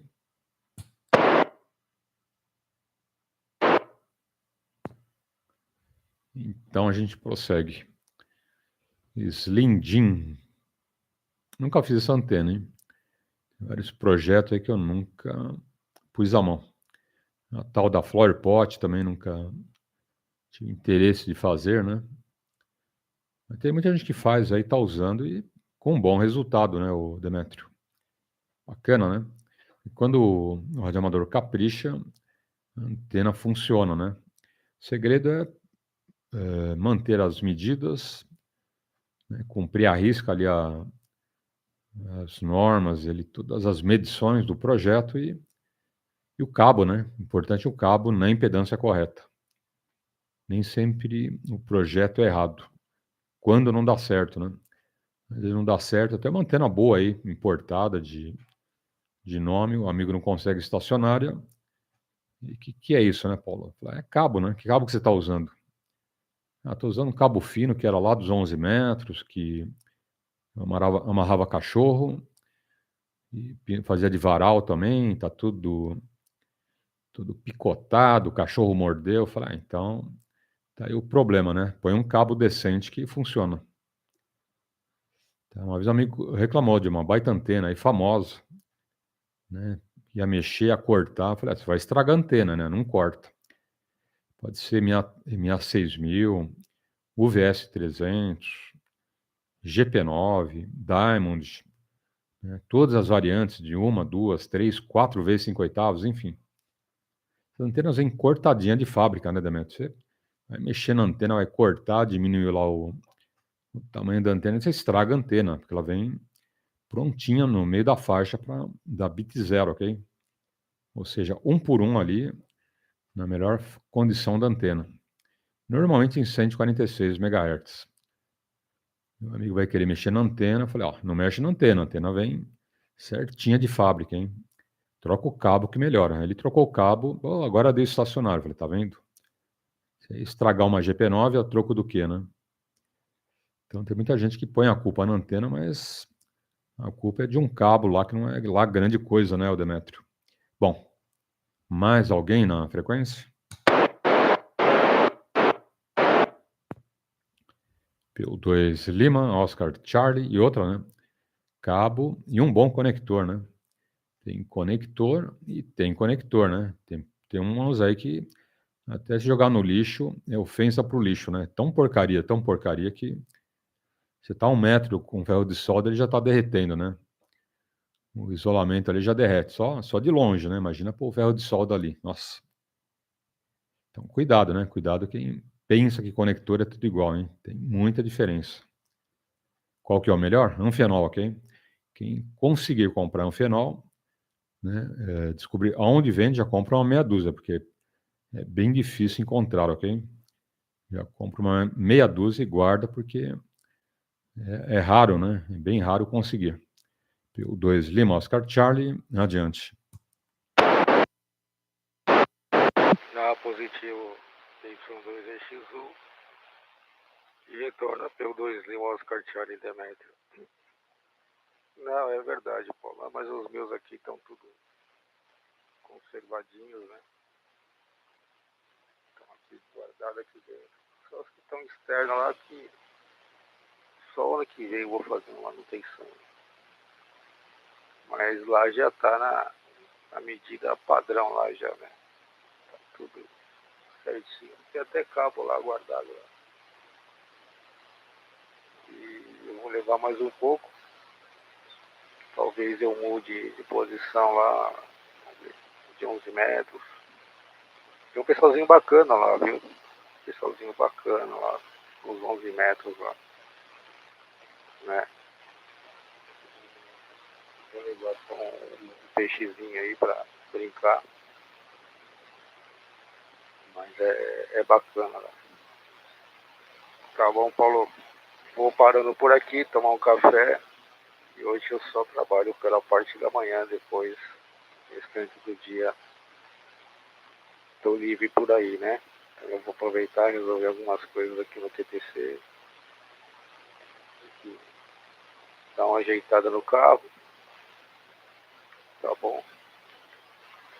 Depois eu vou vendo aí. Então, Paulo, eu vou tomar um café. E daqui a pouco eu tenho que sair para trabalhar. PY2 Lima Oscar Charlie Demetrio. De retorno a PY2EXU Paulo Rodada do Alto-falante. Conforme for mais tarde eu entro por aí.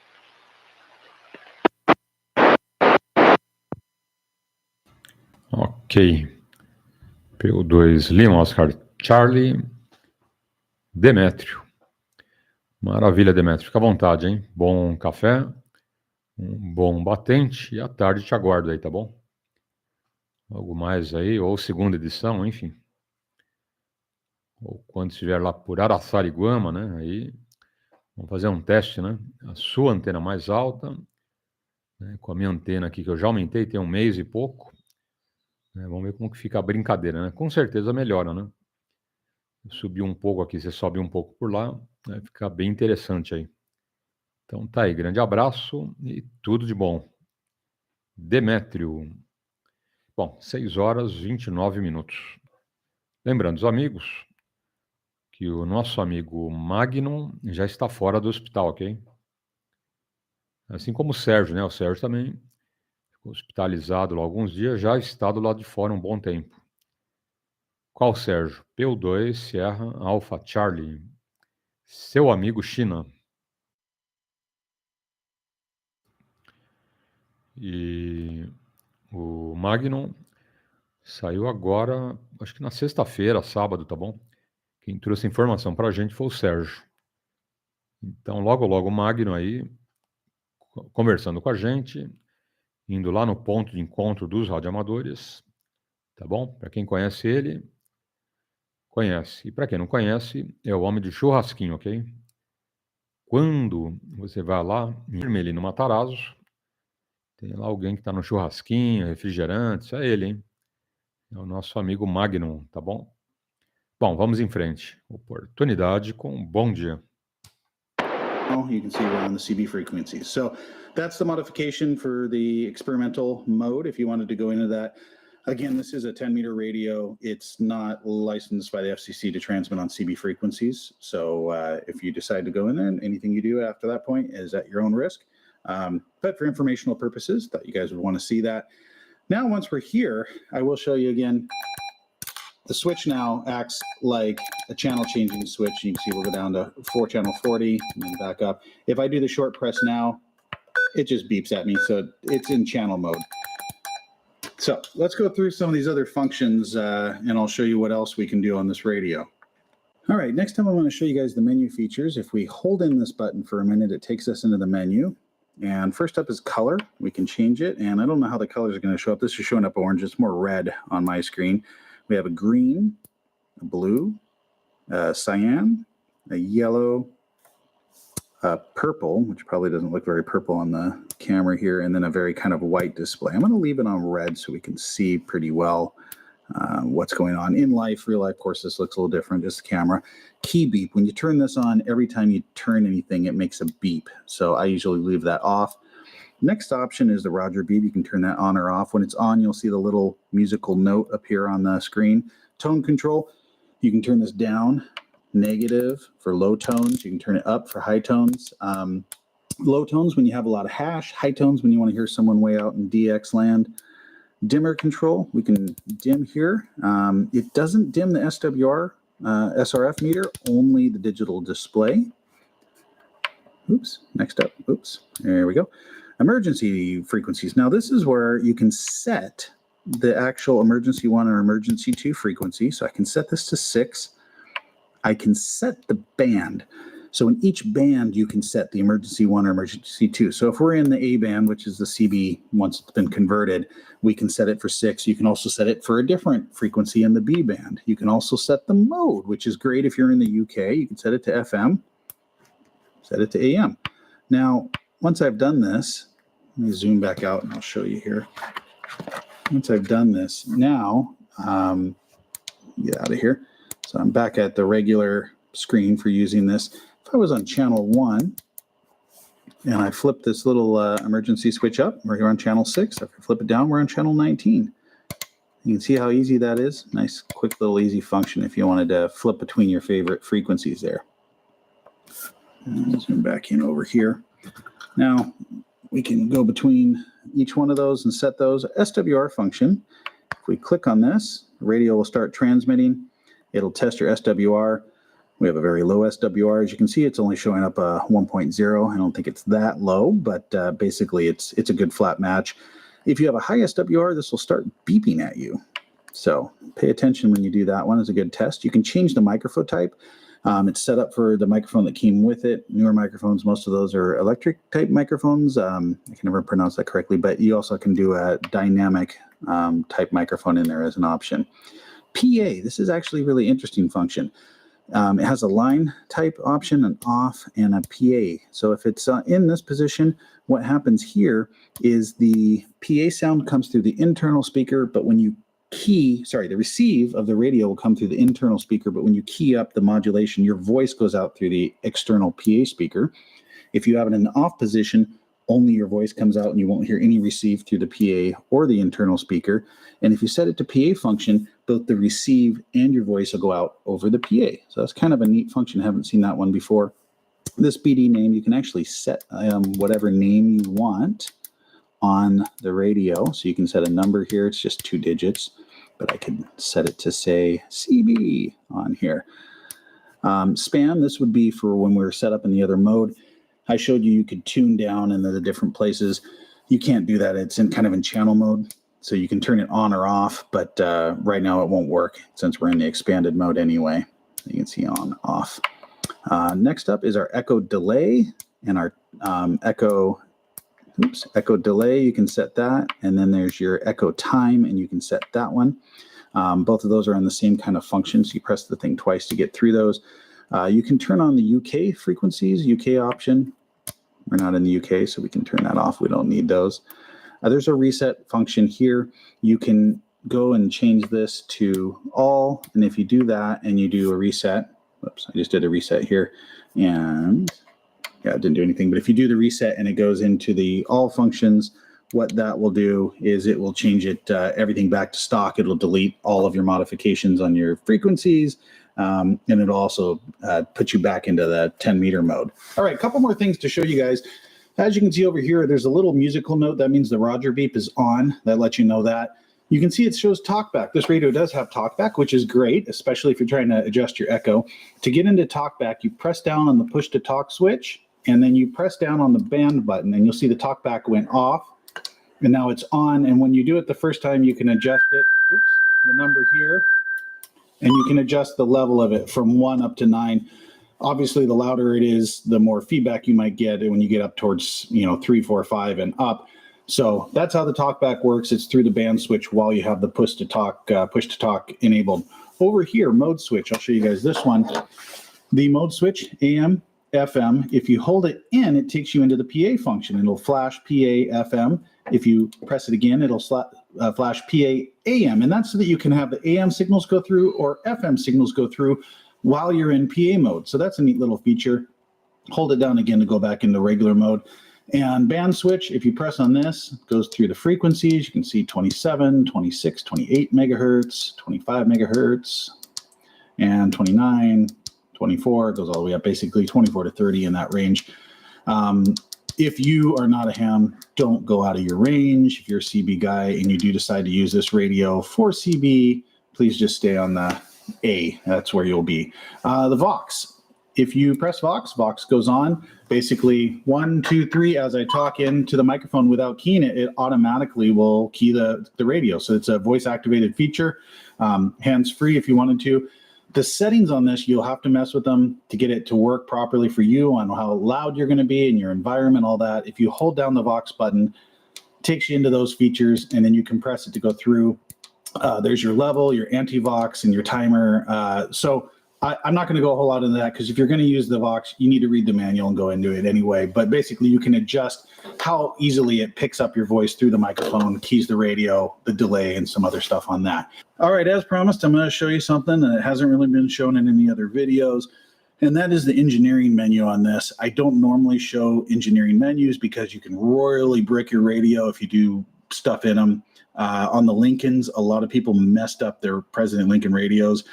By going into the engineering menu, you can mess with your sideband frequencies, So, no final, né? Tranquilo? Então, essas nomenclaturas, né, letras e números, né, tudo é uma forma, um padrão mais de uso profissional, mais indicado, né, para quem atua profissionalmente na área de telecomunicações ou manutenção de equipamentos.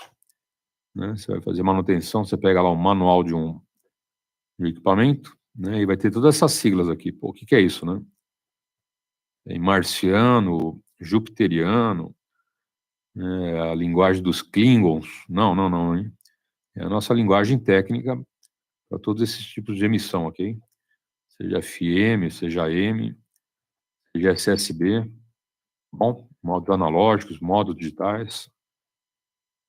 Tá joia? Então, com isso a gente finaliza aqui as emissões, tá? A parte primeira da tabela, a parte segunda e a parte final hoje, tranquilo?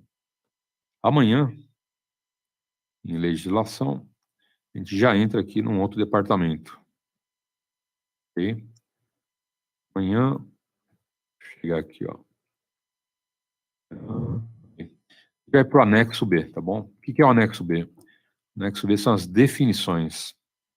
Tá? Tudo aquilo que eu li nas tabelas e você não sabe o que é. A CDS. O que é a CDS, né? Demais modos, né? Modos digitais permitidos e demais modos permitidos. Nesses demais modos permitidos, essas definições aqui, ó. A CDS, né? Data Station por controle automático, ou seja, né? Estação de dados controlados automaticamente, ok? Exemplo, olha lá. As digipeaters, nodes, gateways, APRS, WSPR, AILE, Entor, Pector, ok? Então, são todos modos em ACDS, tranquilo? Então, talvez você encontre na tabela, né, demais modos permitidos, né, entra aqui, ó, nessas definições, tá bom? A gente entra nas definições, ok? Tudo tá aqui, ó, o DV que eu falo, né, que é Digital Voice, o IBP, né, que é o Projeto Internacional Beacon, né, são as emissões de radiosinalização, ok? Ou radiosinalizadores. O IVG está aqui também, né, Internet Voice Gateway, estação que viabiliza a transmissão de voz pela internet, também conhecido como VoIP, tá bom? Enfim, né? Isso está nessas definições que a gente lê amanhã, tá bom? Agora são 6h41. A gente lembra os amigos que toda segunda-feira à noite, encontro de radioamadores no Pacaembu. Quem não conhece o Pacaembu, ninguém, né? Todo mundo conhece. Então, bem frente ao estádio, onde tem aquele baita estacionamento, ali é um encontro dos radioamadores. Então, toda segunda-feira à noite, às 19h30 em diante. Lembrando, não só radioamadores. Corujas, PX, simpatizantes do hobby, futuros radioamadores, todos convidados. Tá bom? Vai conhecer lá os amigos, equipamentos, o evento, a feirinha, né, o ponto de encontro, ok? O point no Pacaembu. E outro point, Hermelino Matarazzo. Lembrando, Hermelino Matarazzo, domingo sim, domingo não. Tá, o último agora foi domingo passado, ok? Então, próximo evento, dia 8, domingo 2023. Só o ano que vem. Bom, oportunidade na frequência com um bom dia.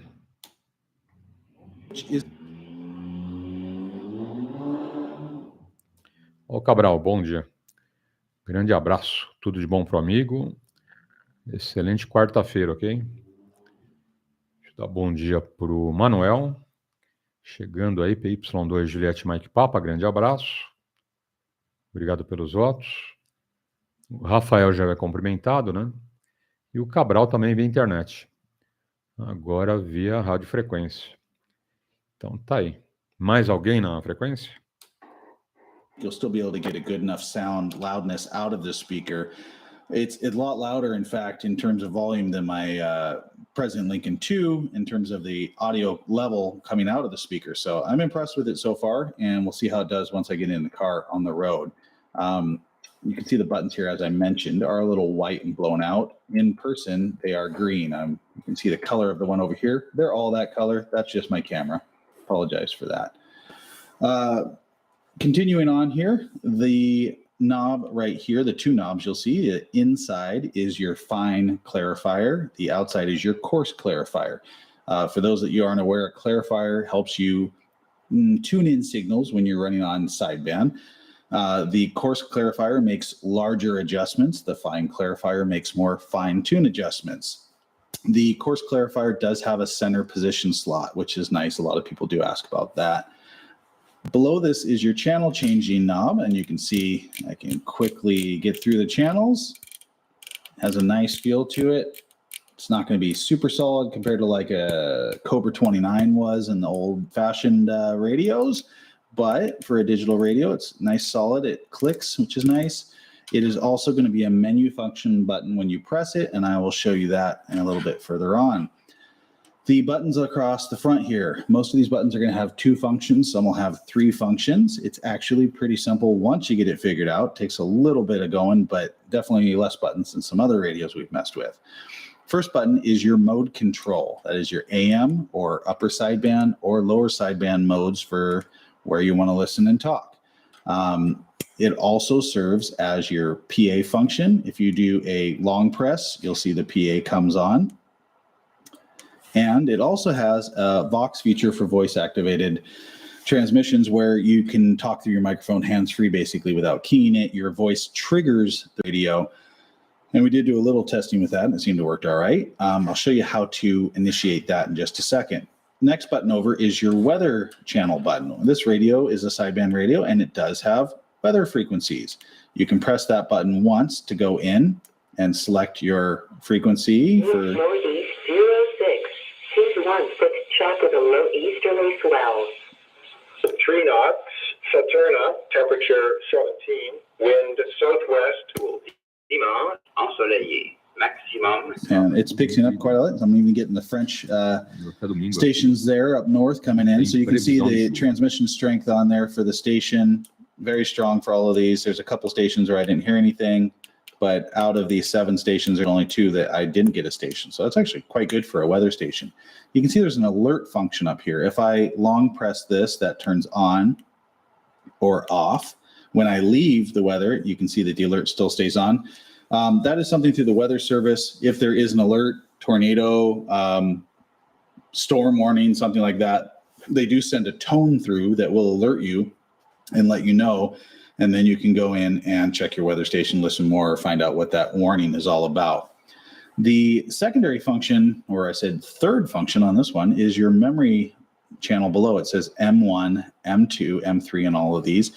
This radio does have the ability to store up to 3 frequencies or channels and the mode. It will remember the mode, which is nice. So I'll show you that as well in just a second.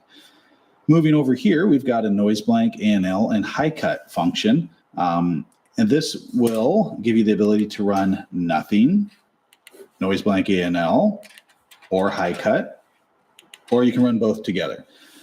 The noise blank ANL is good for getting rid of some of that electrical noise you may get in your vehicle. The high cut is good for getting rid of some of that high-end hiss. If you're having a little trouble hearing stations, or you want to tone it down just a little bit, it cuts out some of that upper hiss, which can be nice on sideband as well.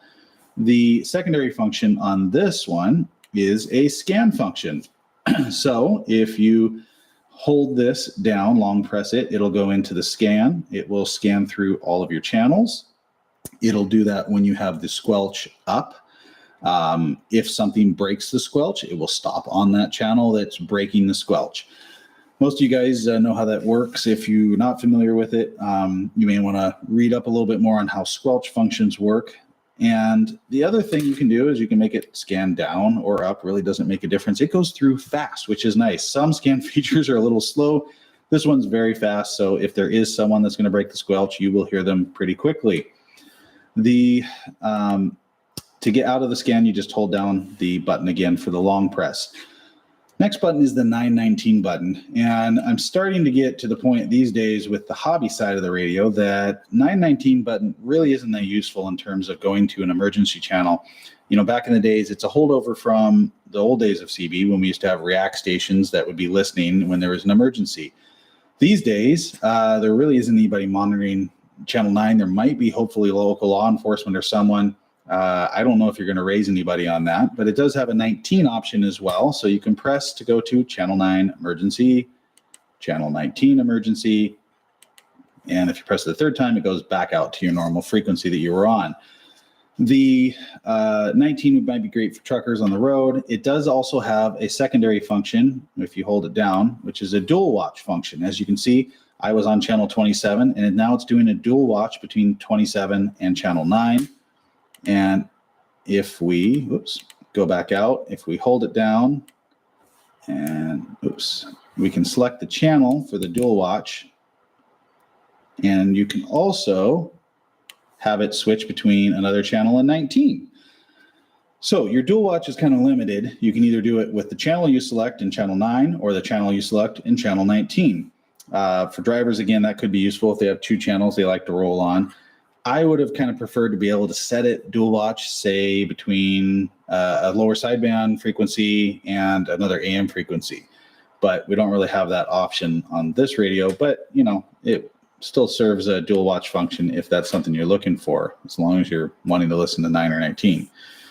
Next over, we've got a couple of functions on this button. It's kind of your memory and also a function button for getting into some of your controls, mic gain, RF power, and your RF gain. It has a lock, first of all. So if you long press it, you'll see a lock function come up. If you press it again, it'll lock you out. The lock function basically makes sure you can't change any channels. The channel selector won't work when the lock function is on. You're not going to press something by accident.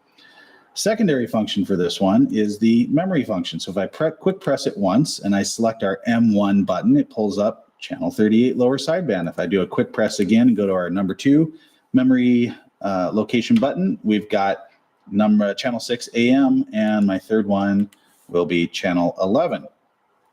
Now, if you want to store a frequency, what you do is you go to the frequency you want to store. Let's say, for instance, this channel 1 I want to store in this third position. You will quick press the memory button and then hold down on the button, and then it'll start blinking M3. You can see here M1, M2, M3, and now channel 1 will be saved. And if I go back, channel 1 is now saved in our third memory position. So that's a neat feature to be able to switch between frequencies. It does remember the mode, as I said, so you can go quickly from AM to lower sideband if you have a favorite lower sideband frequency.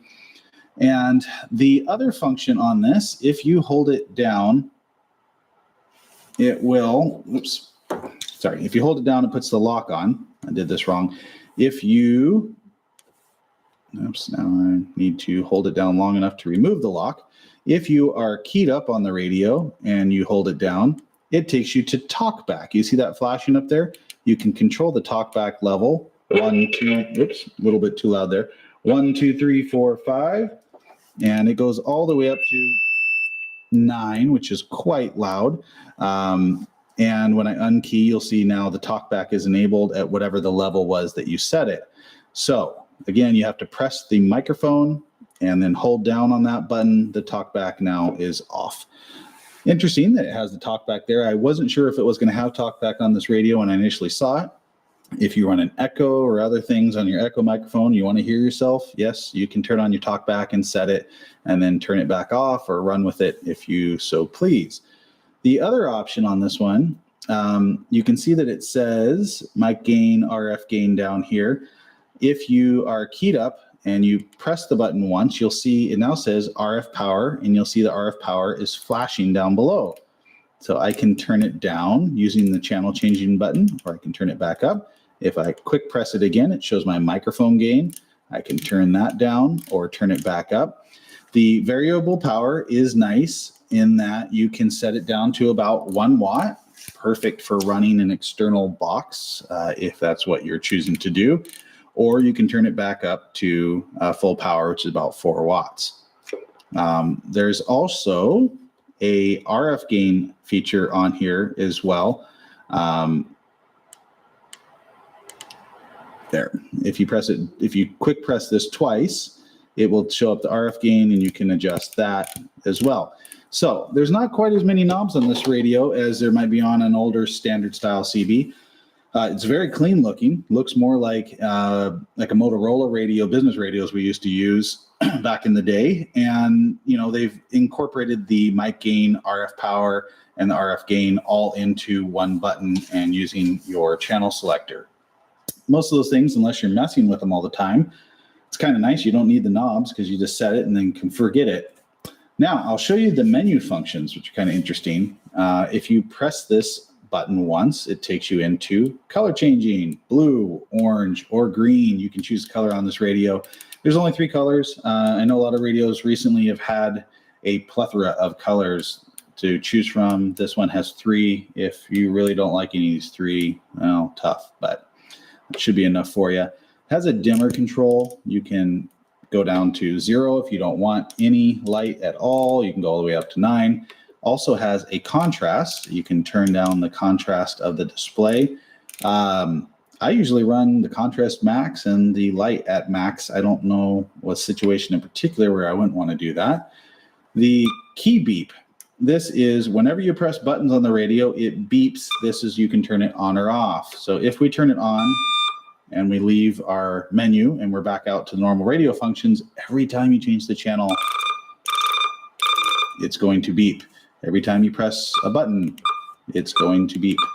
I know this was kind of an annoyance on the Uniden when it came out, the 980. So yes, you can turn this off. Next one is the Roger beep. You can turn your Roger beep on or off. I will warn you, I saw another video online. Someone else had done also a review of this. Luiz, bom dia. PY2EXU Uniforme Lima November. Grande abraço. Ótima quarta-feira, tá bom, Luiz? Como que está o amigo aí? Tudo em paz, tranquilo? Um ótimo dia aí, tranquilo, família, patente, né? Que tudo aí dê certo, tá bom? Aqui tranquilo. Amanhecemos aí com 16 graus, hein, Luiz? Uma refrescada boa à noite, tá bom? 16 graus agora também em São Paulo, hein? Tá mantendo aí. Pelo menos tá indicando aqui no computador, né? São Paulo, 16 graus. Tá bom? Grande abraço. E qualquer coisa, dá um grito aí, tá bom, Luiz? PY2 Uniforme Lima November. Along here in the menu functions, and we have an SWR feature. This is kind of an interesting one. The SWR functions, normally in old radios, you used to have to calibrate it on the meter. Some of them had an auto SWR feature where you would key up and then it would show you what your SWR was. In this particular case, you set it to this. You don't have to key the microphone. The radio starts keying itself automatically. And it is going to show us a number here, and that number is going to tell us what our SWR is. I'm actually going to unscrew my coax a little bit to the point where it's not making a very good connection. And as I do that, you'll see, oh no, my SWR has gone up or changed as I've disconnected it. It's telling me that's really bad. 2.6. And Só uma observação para os amigos. Quem curte a rádio de 11 metros. Ontem, hoje, festival, hein? Ontem, hoje, só rádios de 11 metros, tá bom? Vários modelos, várias marcas. E hoje um grande nome aí também. Presidente McKinley. É isso aí. Sempre tem um presidente diferente, né? Hoje é um modelinho bem básico, bem simples, mas legal também. Né? São vários modelos aí de rádios, de equipamentos. E hoje o modelito é mais simplório, mas bacana, bem legal esse rádio. Só na coruja, Luiz? Tá maravilha. Qualquer coisa dá um grito. Bom, lembrando, os amigos, que o nosso grande Magnum já está fora do hospital, ok? Já saiu, já está se recuperando e logo com a gente aí na radiofrequência. Né? Batendo papo, participando lá do encontro de radioamadores. Tá bom? Então fica boa notícia aí para os amigos. Nosso grande Magnum já está fora do hospital e ainda em casa se recuperando, mas logo voltando aí para o rádio, para a feirinha lá de Ermelino Matarazzo, ok? Então tá aí. E oportunidade com um bom dia. Section, while we have it set to a memory function, it will scan through your 3 saved frequencies. So your 38 lower sideband, I had 6 on here. I also had channel 1. It also will scan the 919, however you have that set up for your dual watch. So you can have it scan your... Só um detalhe, hein? Quem curte 11 metros, presta atenção aqui do lado esquerdo, na parte de baixo do rádio, está escrito o seguinte: 12 volts e 24 volts, ok? Então, é um rádio que você opera no seu carro, normalmente em casa, né, com uma fonte aí numa boa, ou num caminhão também, né? Normalmente os caminhões com baterias de 24 volts. Então, esse radinho vem preparado aí para trabalhar aí com 2 tensões diferentes, 12 volts ou 24 volts. Legal, né? Aí, radinho bem porreta, né? No meu tempo, quando eu tinha meus 11 metros, viu, Luiz? Era um cobrinho, hein? 40 canais, bem simples, mas falava longe também, né? Com uma boa antena, dava para falar longe. Então, 11 metros tá aí, né? Até hoje aí, com rádios aí maravilhosos, né? Um mais bonito que o outro. Ontem passei aqui o Striker, ok? Nossa, que rádio bonito, hein? Acho que de todos modelos de 11 metros que eu já vi. Esse modelo Striker é o mais bambambam, ok? Visual, completo, muita informação ali no painel. Escolhe a cor que você quiser ali da frente do rádio. Quem não conhece, eu vou pôr daqui a pouco, hein? Já eu ponho aqui na telinha esse Super Rádio Striker, ok? Muito bonito. Acho que de todos os rádios 11 metros, é o mais completo, né? Cheio de funções também. Visualmente falando, é muito bonito. A gente mostra ali várias funções ao mesmo tempo, estacionária, potência irradiada, refletida, sinal, áudio, tem eco, tem um monte de coisa, hein? Radiaço. Bem bacana. Bom, 7 horas, 1 minuto. Oportunidade com um bom dia. Loudness, but yeah, I don't necessarily know how many times I would personally use it, but that function is included in this radio. I believe that's everything that I've gone through. I will show you the backside real quick, and then I'll pop the covers and show you the inside adjustment points. All right, backside of this radio, you got your standard 3-pin power jack. Fantastic. I'm so glad everybody is using the standard for this. I've got so many of these cords these days from all my years of radios that it's nice that everything's just kind of standardized for power cords these days. Down below, you've got an external speaker jack, you've got your PA speaker jack, and you also have a Vox headset jack. So if you wanted to have a separate headset, and this is again where that Vox comes in, if you wanted to wear a headset while you're driving in a truck or at home, if you were using this radio, you could use a nice headset and have it go through here and do the voice activated control option without having to key your microphone. You'll see your standard connection here for your coax. Radio says here, made in Vietnam. So let me pop the covers. I'll show you the adjustment points inside. All right, guys, we took the cover off here. And nice thing about this radio, front firing speaker, you just take the top cover off and you've accessed the board. On a lot of radios that have a speaker on the bottom, you have to flip the radio over first, and then you have to remove the bottom cover that has the speaker in it. And there's going to be wires running to the radio board. And you always have to be careful that you don't pull the wires out of the board. There's usually a quick disconnect. On some radios, there's no disconnect. You have to unsolder them if you're going to work on it, or just set it off to the side and be very careful. On this particular radio, no speaker on the bottom, so no wires, and you just remove that top cover and you have access. What I will show you is the AMC control. People often say, how can I turn up modulation on a radio? That's going to be your AMC right there. And these are little adjustable pots. So you have to have the right tuning tool for these. There's a bunch of different types of tools available in tuning kits. They often sell them as like TV tools, and they'll have different tips on them. I definitely suggest picking one of those up if you're ever going to do anything inside of a radio. They are non-conductive. If you drop them inside the radio, it's not going to short out against your power wires and ruin your radio. So before you touch anything, make sure you have the right tool for it. The modulation control in there, the AMC, you can adjust that upwards and it will increase your modulation. Out of the box, the radio is not doing 100%. That is from the factory on purpose because they don't want to break the FCC rules. So they want to make sure all radios that get tested or pulled will pass the inspection, be under 4 watts and under 100% modulation just to be safe. So this radio out of the box wasn't doing 100% modulation.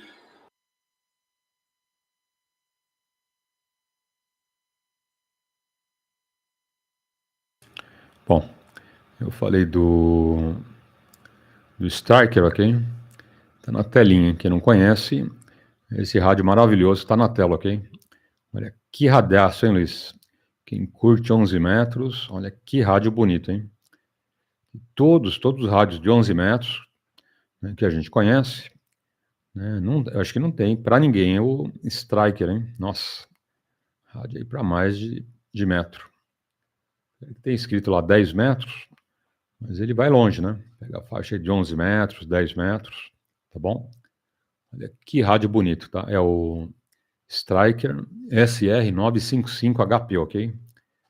Striker, como Sierra, Tango, Romeo, Yankee, Kilo, Eco, Romeo. Striker, modelo SR955HP. Olha que radiaço, hein? Que bonito, né? E a potência, 100 watts, hein? Olha que brinquedinho legal. Bom, enquanto o pessoal curte esse radiaço, oportunidade com bom dia. Today, though, we're going to give you a full overview of the radio and show you all the features and functions. All right, out of the box, we've unpacked the radio. You can see inside the box, you get the radio, microphone, mounting bracket, power cord, mounting hardware for your thumb screws and for the mounting bracket, and your manual. This radio is software programmable, so you can do some modifications to it using some software and your computer. But my particular radio did not come with the software cable or the software. So I thought maybe it was something that you'd have to buy separately. I did email Stryker, and they said, no, it was just a mistake with the first batch of radios. They sent me off a cable and the software information and got everything within a couple of days. So good customer service on that. And yes, the cable should be coming with the radios, so you can do the software programming option with them. So this is the inside of the 955 HP. There's another video online by a gentleman who's done a very good job showing off all the shielding and sections and everything, so we won't take a huge amount of time. Surface mount technology inside SMT. You'll see the shielding on important areas in the radio, shielding on the transistor section back here. Got some nice heavy-duty coil section back here. The adjustment points are labeled, and they're not super tiny like you see on a lot of radios that are using the SMT stuff. So nice to see larger pots, makes it a little bit easier. They are all labeled. So you got your high power adjustment, single sideband, FM, AM modulation, meter adjustments, things like that. So everything's easily labeled and adjustable, easy to see. And as we showed before, for conversion, you do have to remove a small resistor off of the board, which is very tiny, so a little difficult to do on that one. But yeah, very clean layout with the surface mount technology these days. You get your wire bundle coming off from the face, going to the board, and one or two other wires, and that's it. So it's, you know, so much cleaner than a lot of the older radios. Parts are smaller, less likely to get bumped around or broken, so the radios should be more durable, should last longer with less problems. Just a little bit hard to work on if you have smaller components that need to be replaced. You have to have a very fine tip soldering iron. And on this radio, they did do the larger pots, which is nice to see. So it's a little bit easier for tuning. You don't have those tiny little pots. So that's the inside of the 955 HP. Okay, one of the first things I'll show you about this radio, we'll talk about the backlighting, the display, and the coloring. The radio does have lighting that shows through the face, around the bezel. All of the typeface is lit up. You have LCD screens here and over here that light up. The lighting is adjustable for a color. So there's a color button over here on the side. You can scroll through different colors.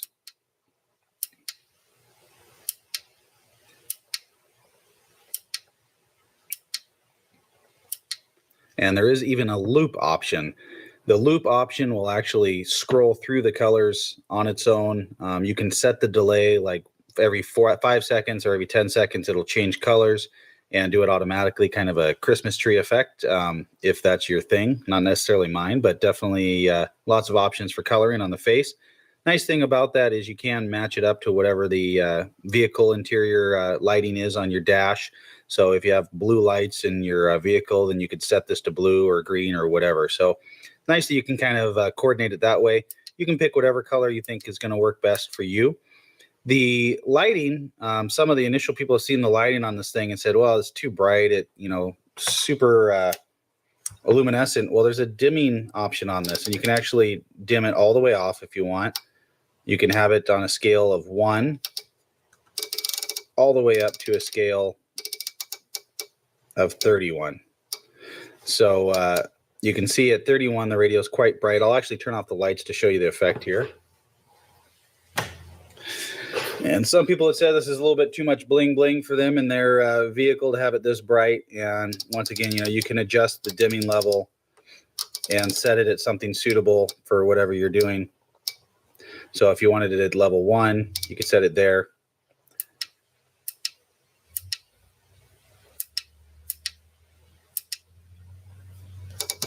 or if you want to crank it up, you can go bright. So that's the dimming option and the coloring. And as you can see, it's nice. All the stuff lights up here on the display. You can see all the type real easily. Nice thing about this radio and the lighting, it's consistent. The color is the same all the way across the face of the radio. Some radios we've seen, you know, the actual channel display was a different color than the backlighting, or the frequency display was different color than the backlighting, or the meter, or whatever. So it's nice to see a radio that has the consistent lighting all the way through it. It's very bright, so during the day it'll light up enough, and at night when you're driving you can dim it if you want, so it's not too obnoxious. Starting on the left side of the radio, I'm going through the features here. You see there's a function button that will take you into your function menu, and we will go through that in detail, showing the different features. There's a scan button. Pressing this will scan through the band that you're in, so it'll scan through all the different channels, and you have your squelch turned up, and if a signal breaks the squelch, it will stop on that frequency. There's your color changing button, of course, the one that we use to go through and cycle through all the colors. Now, the meter is something new looking. It's a digital type meter. It has your signal strength coming in here, shows your power output level here, 10 watts, 20 watts, 40 watts, 60, 80, 100. And it shows your SWR here.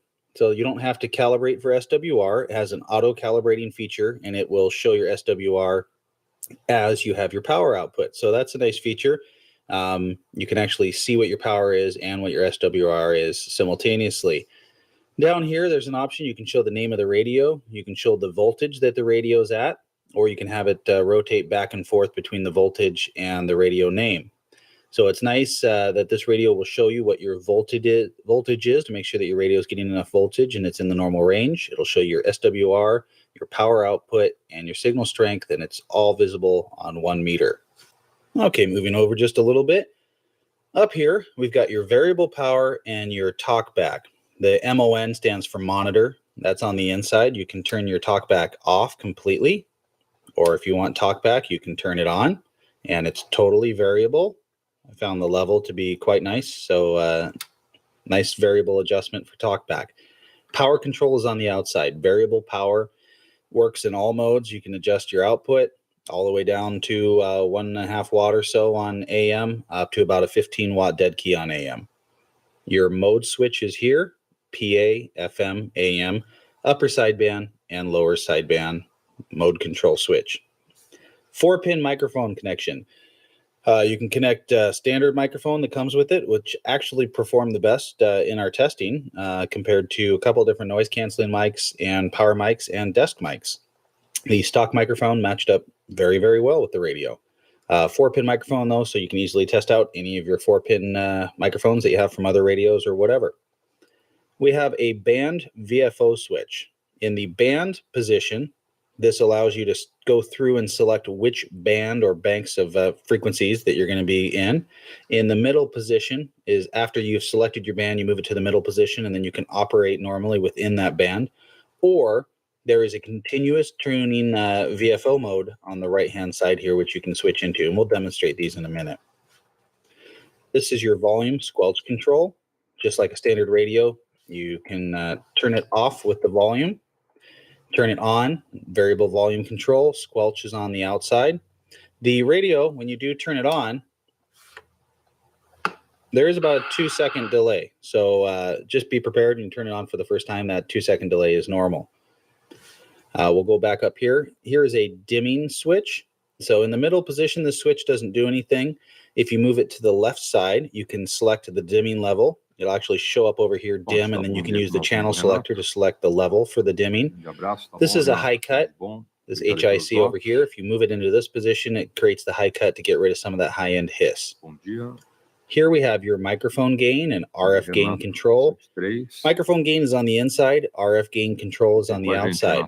This radio has a very sensitive receiver. I actually found when I run this radio, I actually turned back the RF gain just a little bit until it gets some of the hiss out of the way, because it's almost too sensitive, a little bit oversensitive on the receive. So you will be using the RF gain a bit. I think you'll want to tune it back just a little bit. You can still hear the voices and your signals come in real well, but it does cut back on some of the hiss. Up above here, we have an ANL and noise blank option. In between, neither of them are on. On the right side, the noise blank is on. If you turn on the ALL, it also turns on the noise blank together. Some people had questioned whether this can do the ANL and noise blank at the same time. If you have it in this selection at ANL, it is doing both, or you can do just the noise blank on the right side. Definições, ok? Over here on the right side of the radio, Definições e modos também. Então, as definições são os termos que a gente encontra na legislação referente aos modos de praticar o radioamadorismo, ok?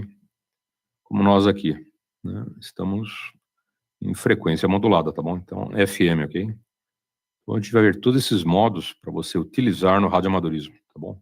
São as definições. Depois a relação, né, qual a referência da legislação, tá aí.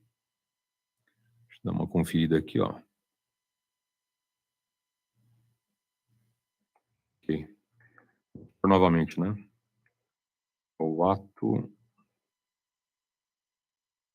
106/2018, ok? Tem na chamada, mas novamente para os amigos, tá bom?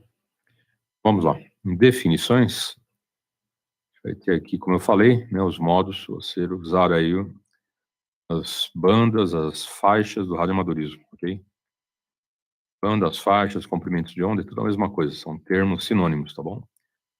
Então, vamos começar aqui pelo item 1, em definições. Vai ter o ACDS, tá? Então, uma das possibilidades. E o ACDS se divide em várias opções.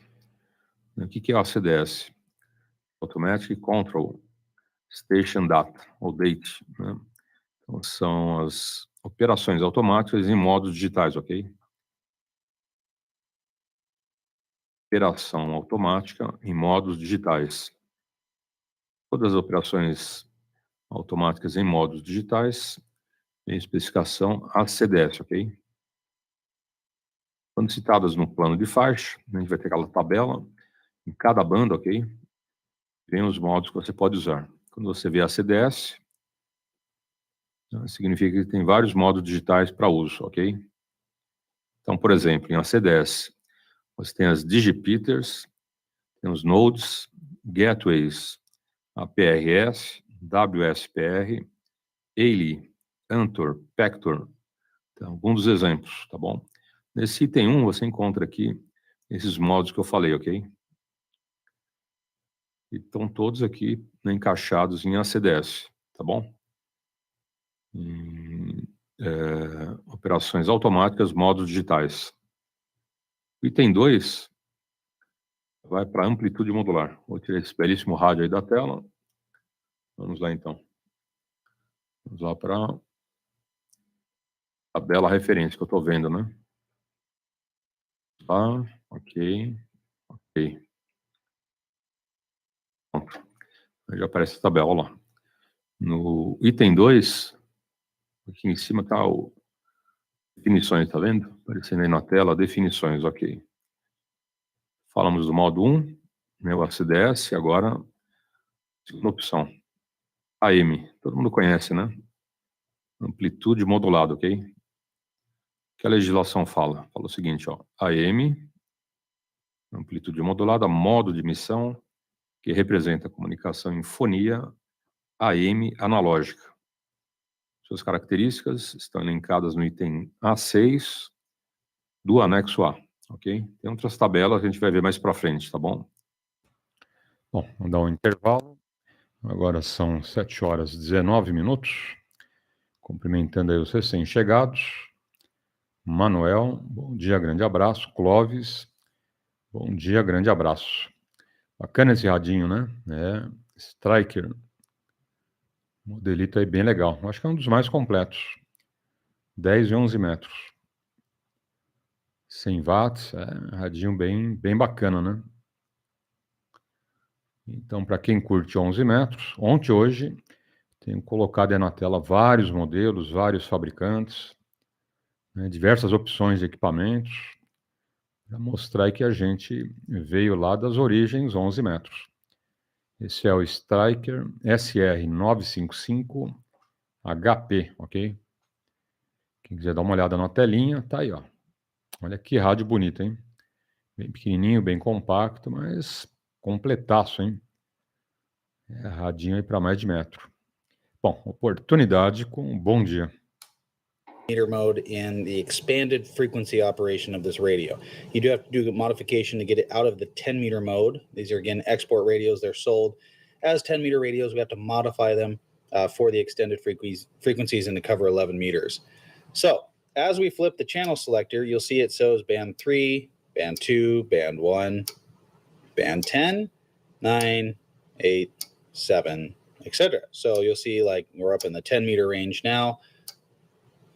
And once again, band 4 is the 11 meter range. That's how you change the band. Now, your channel selector right now is changing the band. When we flip it back into this middle position, now we're in that band and it acts like a normal channel operation. Now, the other option for this radio is to operate it as a VFO. Esse rádio é o seguinte, né, ele vem dessa forma, né, escrito ali 10 metros, né, para rádio amador, olha lá, né, operação móvel, rádio amador. Porém, como ele tem 100 watts, né, você internamente troca lá um jumperzinho, né, ou tira ou põe. Normalmente os técnicos, né, põe alguma coisa escondida ali para você acionar os 11 metros. Tá? Por conta da potência, né? Aí o pessoal usa em 11 metros, né, esse rádio com uma potência de 100 watts, ok? Então o rádio está preparado ali para quê? Para 10 metros, né? É para nós, radioamadores. Mas os técnicos, ele põe lá uma chavinha escondida em algum lugar que o amigo vai lá, pressiona, ele, né, abrange ali os 11 metros, 27 MHz e uma potência legal, né? 100 watts. É bem bonito o radinho, né? Bem interessante. Para quem curte, tá aí, ó. Um dos modelos que eu acho mais bem elaborados, mais bonitos e mais potentes, né? Dos 11 metros é esse rádio. Quer dizer, 10 metros, né? O fabricante coloca ali bem claro, 10 metros, rádio amadorismo. A gente sabe que no mundo inteiro vão estar mexendo nesse rádio e com uma chavinha escondida ali você aciona a banda de 11 metros. É coisas de PX, né? Bom, oportunidade com um bom dia. And let me show you the resistor. Okay, for those of you who aren't familiar with surface mount technology parts, this is one of the case screws that holds the cover on the radio, just for size reference.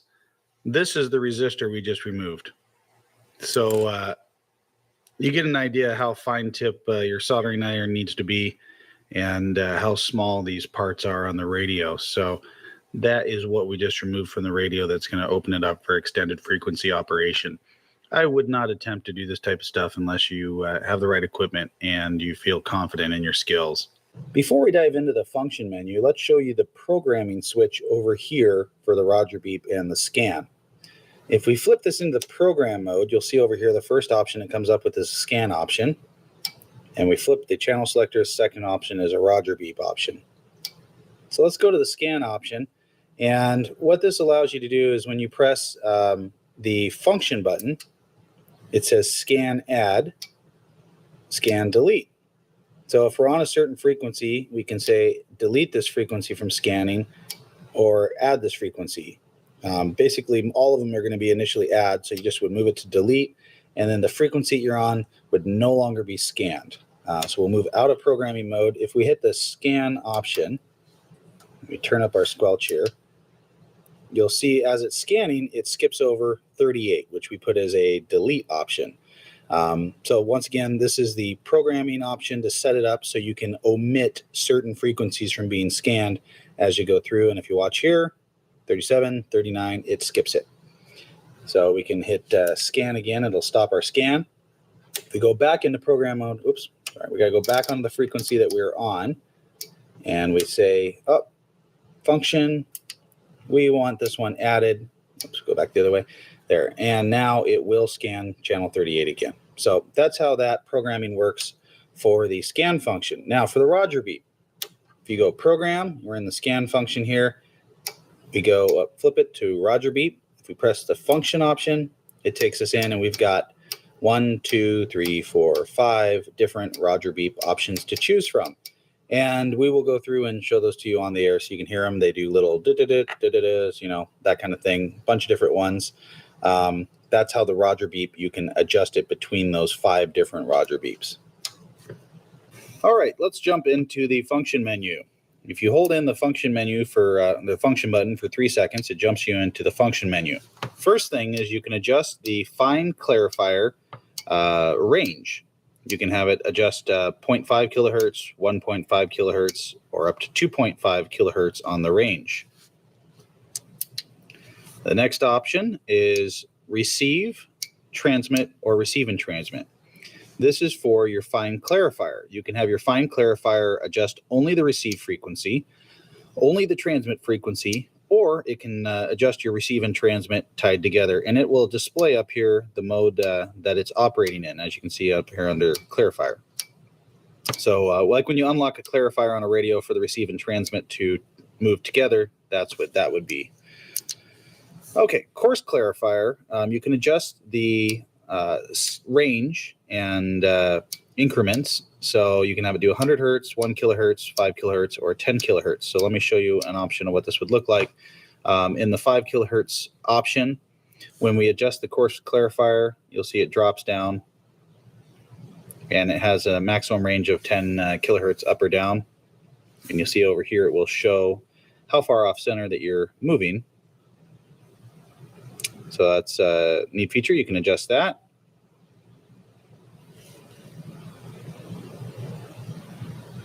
Up to 10 kilohertz, once again, difference. Okay, so we hold in the function button, go back into the menu. Automatic squelch control. This is on AM. If you set this up on AM, automatic squelch control, on AM, it'll automatically squelch and will only unsquelch when a signal breaks it. So that's the automatic squelch control if you don't want to do the manual squelch. Next up is the beep. When you have it on, anytime you touch anything, it beeps for any of the switches or other things. So that's the beep on or off. Most people want that off. Timeout timer, transmitter timeout timer. This is for if you happen to be driving along and you sit on your microphone or something, you don't want to be transmitting for an hour or something and burn up the finals in your radio, or if you know your microphone gets wedged between the seats or something.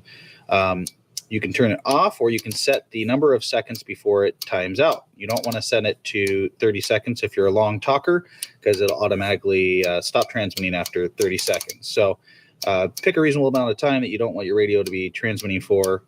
You can set it up to 600 seconds. Next up, this is a squelch menu option. So when you have the squelch on and you're in scan mode, this is 2 options for that. The first option is a SQ option.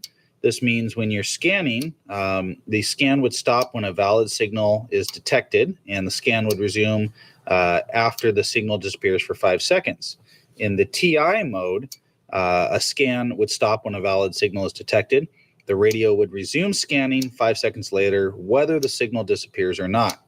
So it just automatically will continue scanning after the signal is detected no matter what. The other one only starts scanning again once the signal disappears. Next up is something that goes along with that. This is the scan resume time. You can set this for 5 seconds, 10 seconds, or 15 seconds. Once again, when I was saying if the radio resumes scanning 5 seconds after a signal disappears, you can set it to do it 10 seconds, or it can wait 15 seconds before it starts scanning again. TSR, this is our SWR, transmitting SWR protection function. You can have it on or off. You can actually set the level in the software, I believe. I haven't jumped into the software yet, but on my other radios that have this option, you can set the SWR saying if it goes over a 5 or something, then turn it off and don't transmit. You can have it as low as a 2, but you can set it up how you want it on there. This is something you probably just want to leave on. It helps protect the radio. Same thing with the voltage. This is a voltage, transmit voltage indicator. If your voltage goes too high or too low, it'll stop transmitting to protect the radio. And that's what that does. You'd leave that on probably as well. LCD, this is so you can show the name striker here. you can show the voltage here all the time, or you can show the name and the voltage rotating back and forth like we had it in part of the video. This is the option here for the number of seconds of delay on the rotating colors. So if you're someone that likes the colors to rotate through the radio, kind of the Christmas tree thing, you can set it up to a 10-second delay between colors. So it'll be red for 10 seconds, green for 10 seconds, blue for 10 seconds. So now we're back to the fine clarifier adjustment. One thing I will show you, if we go into VFO mode, and then we go into the menu, there's one adjustment that doesn't show up in the normal menu if you're in the band option, and that is your channel selector step option. So you can tune in different steps for VFO option. So obviously you don't want to be tuning through a VFO with everything in a very small increment. So you can set it up to do it in 1 megahertz, 1 kilohertz, etc. So that's an option here. So for instance, we can do it in 10 kilohertz steps. Let this set, and now we're back out. And as you can see,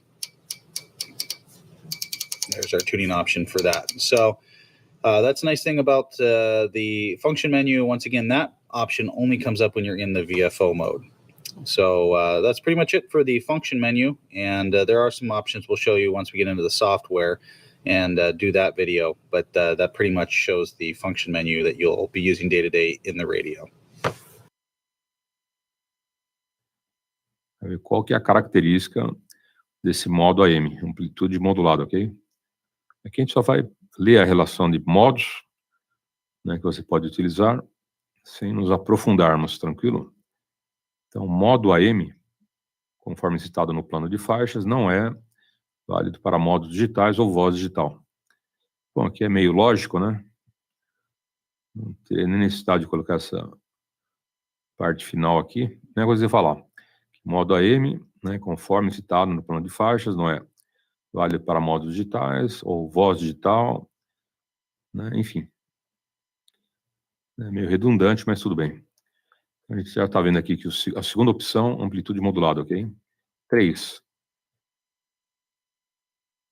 Quando está escrito ali, ó, aplicação, utilização prioritária da subfaixa, ok? Você vai ver lá nas definições, né, nos modos de operações, aplicação, ok?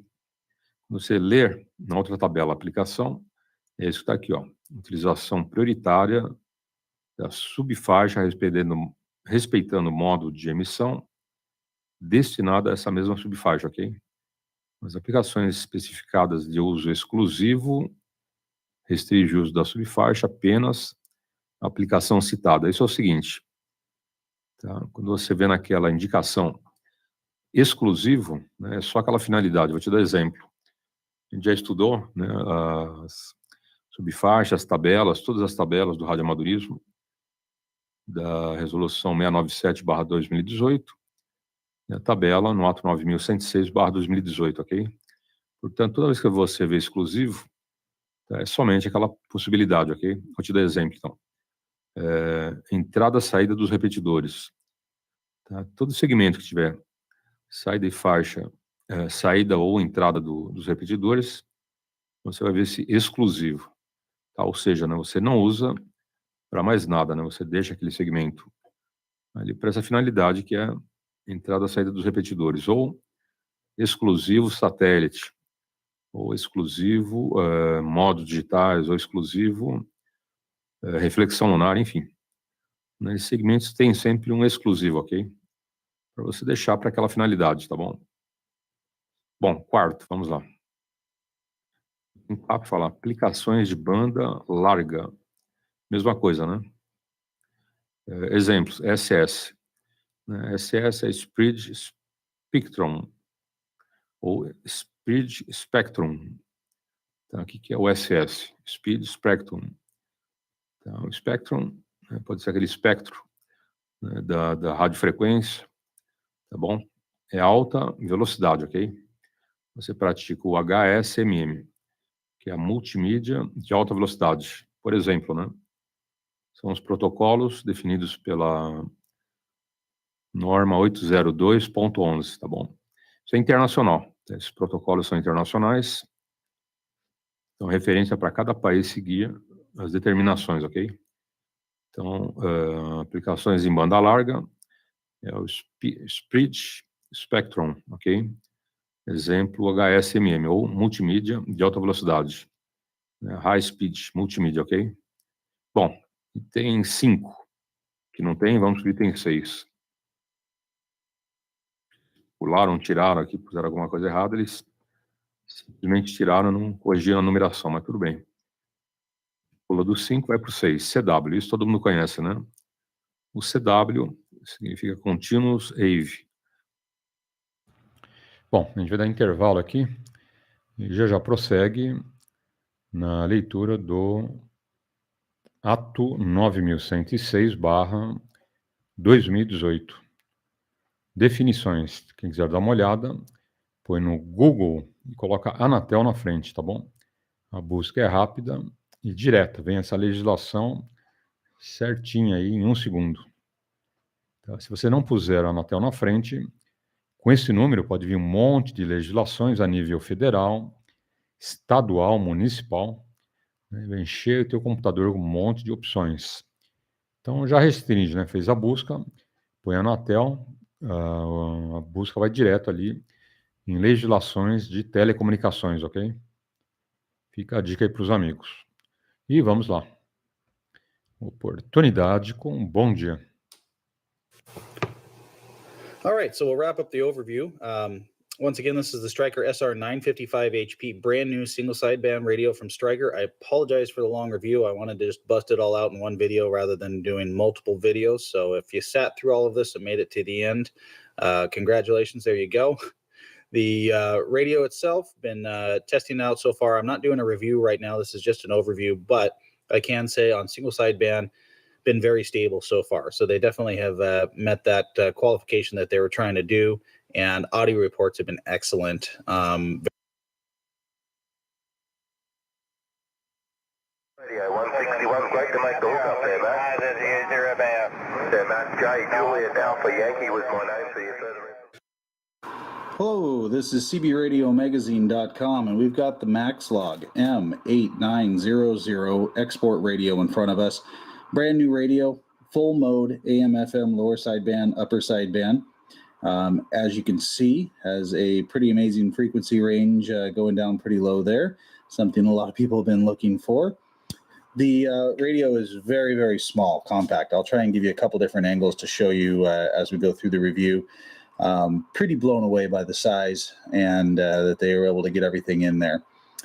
Radio itself, 2 display areas. You can see that it has a frequency display, shows your modes, shows your other features, Roger beeps, echoes, emergencies, noise blank, high cut.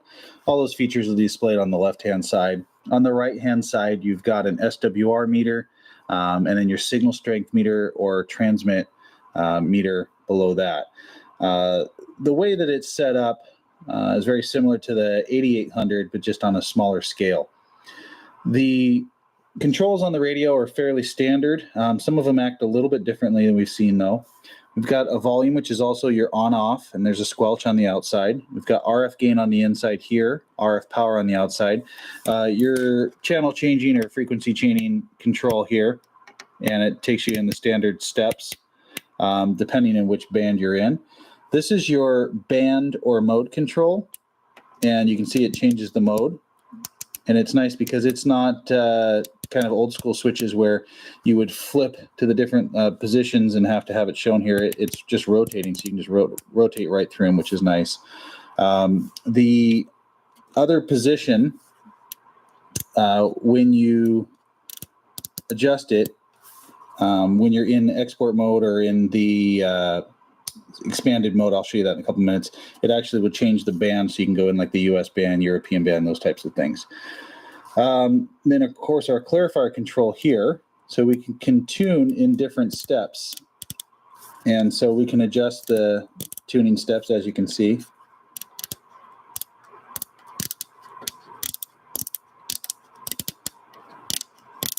So pretty neat in terms of being able to tune quickly wherever you want. It's fairly easy using the step control and the clarifier. We have a function button in the upper left-hand corner. Function button is going to take us into our menu. So you can get into your menu function, just very similar to the Anytone or the other MaxLog radios, the way we've seen for that. You can also press the function button to get to your secondary options. You can turn off the display. You can lock the display. So let me just go through those. We've got a dual watch function here, LCD off. We've got a color. We'll just go through the colors real quick. That's a nice one.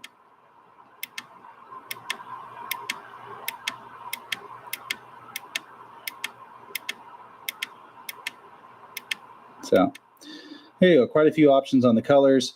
Timeout timer here on our off. Scan list, you can adjust that. Over on the right-hand side, we've got noise blank, a lock function, emergency and echo, 10K function, high cut, Roger beep, and beep control. Yeah, so that's pretty much it for all the functions and everything as they appear. I'm going to show you guys the menu function real quick. Most of you guys have seen these before on these particular styles of radios. This one has a couple of new features in it. I haven't got to go through the entire menu yet. I've seen a couple of things on here I haven't seen before, so I'll have to go through and kind of figure out exactly what they are. But overall, it works very similar to the other menu-driven radios that we've seen, to be able to make adjustments and such through the menu. So that's holding down the function button takes you in and out of that. The radio itself, if you hold down the Roger beep button, you can adjust the band when you go in. And that's what you guys are looking for, I'm sure. And then here, if you press in on the band button, you can see it takes us to the different options up here.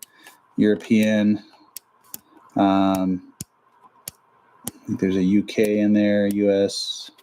So it gives you the options for the different bands in that sense using that button. If you press it again, it takes you back into the standard mode control.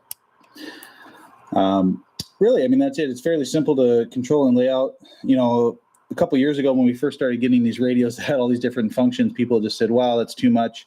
Now that we've seen quite a few radios with very similar menu layout and similar functions on here, getting pretty easy to figure these out. So as far as the receive goes, well, first of all, I'll say this has a bigger speaker in it than the Anytone AT6666, which wasn't real loud. So this seems to actually have a bigger speaker in it. Maybe it's just a perception of the size versus the radio. But very good. It's loud. Turning up the volume, it seems louder than the Anytone AT6666. The quality of the received signals, I had some weak signals coming in. So you do get some, you know, some of that white noise that you're getting with these types of radios these days. They're noisy radios for the most part. I mean, I'm in a really noisy area right now. So in a quieter area, it's definitely going to be quieter. But so you do get a little bit more noise on some of these than you do on some of the older radios. But the receive sensitivity on these is still very good. And I was listening to a station way off in the distance. He's about 40 to 50 miles away from where I am. And I was listening to him, and he was coming over the static level of white noise. So receiver seems very good just in my early tests this evening. Output, we're pushing over 40 watts on sideband. On AM, it's doing about 8 to 10 watts, swinging upward to about 20. Again, very similar to some of the other radios we've tested. Heatsink just got a little bit warm during testing, but nothing bad at all. So really, this is kind of just our early test on the radio. We just got it today and started unboxing and then messing around a little bit. So let me show you a couple other things about this radio that are unique, and I'll also try and give you a couple shots of the size. And then, of course, as we go through and test it more, we'll be able to give you a little bit more details on some of the more interesting features. And of course, we'll write a review after we've had time to really do some on-air testing. So let's take a look at the top view of the radio just to give you an idea of the size. Okay, so this is a top view of the radio. And until you put it in perspective to something, it really doesn't make much sense about how small it is. But so most of you guys are pretty familiar with a Sharpie pen. So that's a Sharpie sitting there. And that'll give you an idea just in perception of how small that radio is. Hand-wise, I mean, it's, you know, I can basically palm the radio. It's very, very compact. So, ou seja, ondas contínuas. Então, o CW é o seguinte: modo de emissão telegráfica do código internacional Morse, com interrupção de portadora, sendo suas características técnicas as elencadas no item A2 do anexo A. O modo CW, conforme citado no plano de faixas, é válido para Morse AM ou Morse FM/PM, ok? Então, quando você põe no seu rádio naquela opção CW, né, você pode fazer dessa forma, ou também válido, como eu faço em FM aqui, ó, ou também Morse em FM. Como que seria o Morse em FM? É isso, ó. Estou em frequência modulada, né? E a gente passa a aula de telegrafia aqui na rodada. Tá vendo? Você permanece em frequência modulada, porém eu trago aqui a aula de telegrafia.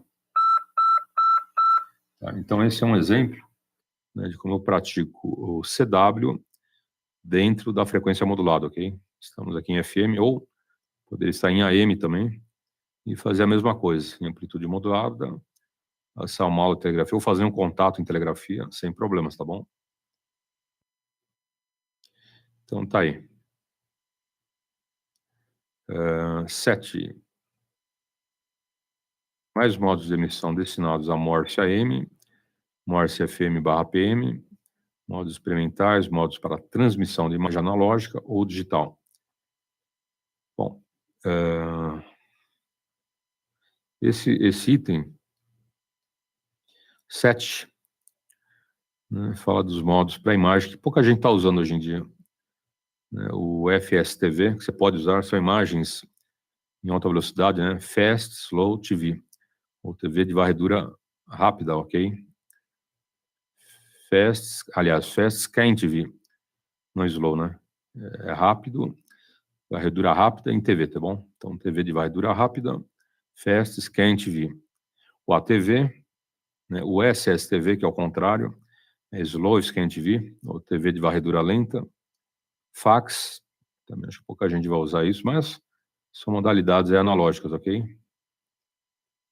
Suas características técnicas estão elencadas no item A9, A10, A15, A16, A17, A19, A20, 21, 22 e o anexo A, tá bom?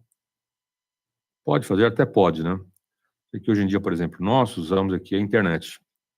Tá? Estou fazendo radioamadorismo em frequência modulada, porém, nessa parte de imagem, áudio e dados, né, eu mando tudo pela internet.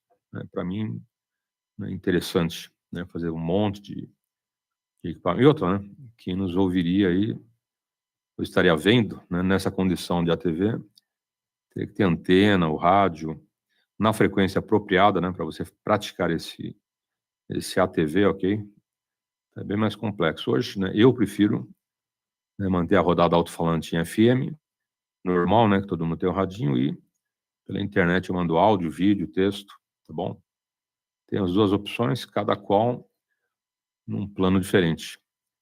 Né? FM, aqui no radioamadorismo, tranquilo, e áudio e texto pela internet, tranquilo também, ok? Então tá aí. Poderia usar, né, se eu quisesse, fazendo tudo isso em ATV, ok? Talvez o alcance, né? Com certeza, né? Estaria trabalhando com radiofrequência, e radiofrequência sujeita aí um monte de possibilidades, propagação, interferências, cada amigo na sua antena, né, numa condição aí, teria que ser uma super rádio, né, para fazer isso a nível mundial, não teria nem condições, né? A nível mundial, como eu faço pela internet, não teria nem condições, mas tá aí à disposição, ok? Bom, nível 8. Item 8, né? Item 8 é o DV. Tá? DV, Digital Voice, ou voz digital. Modos de emissão, representam comunicações de fonia digital. 9, FM. FM faz na rodada alto-falante, frequência modulada, ok? Modo de emissão que representa a comunicação em fonia FM analógica. Suas características estão elencadas no item A7, do anexo A, o modo FM. Você tem no plano, né, de faixa lá os modos analógicos, os modos digitais, e o modo FM se enquadra dentre aqueles analógicos, tá bom? Então tá aí. É aquilo de colocar no final uma redundância, mas tudo bem, com certeza, né, não é válido para modos digitais ou voz digital, né? Tem coisas que são óbvias, mas só na legislação aqui carregou, né? Fez chover no molhado, mas tudo bem. Bom, vamos lá. IBP. IBP é International Beacon Project, ok? É um projeto de emissão piloto, tá bom? Isso é previsto a nível internacional para os radioamadores de todo o planeta e no Brasil não foi diferente. Você pode requerer perante a Anatel, né, a concessão e uso, né, de uma determinada frequência para emissões piloto. Tá? Para que serve emissões piloto? A gente chama de rádio farol, né, um sinalizador, pode estar passando a todo momento aí uma identificação, um posicionamento, né, em relação à latitude e longitude, pode também, nesse indicativo, informar em que país você se encontra, né, várias informações. Qual é a finalidade? Por exemplo, em HF, né, você vai ter uma determinada banda, né, num determinado país, digamos Japão, né, que aquele radioamador tem, né, concessão de uma emissão piloto, né, como nós no Brasil podemos ter também. Tá, a gente fazendo aqui no Brasil, né, qualquer radioamador no planeta, ouvindo essa frequência, né, identificando tem essa identificação da rádio, né, como meio indicativo, por exemplo, ele sabe, ele olha numa tabela, ele sabe pela identificação que eu estou no Brasil, que eu estou em São Paulo, ok? E daí? E daí que ele sabe, né, que naquele momento a propagação está aberta para o Brasil, ok? Então, e se for no Japão? Mesma coisa, né? Eu estou com o meu rádio lá em 20 metros, né, correndo a faixa, e ouço, né, um sinal ali, que é uma emissão piloto. Né? Eu anoto ali o indicativo, verifico, né, vejo que é uma estação lá de Tóquio, no Japão, e já mando bala, né? Já vou fazer contato com o Japão. Por quê?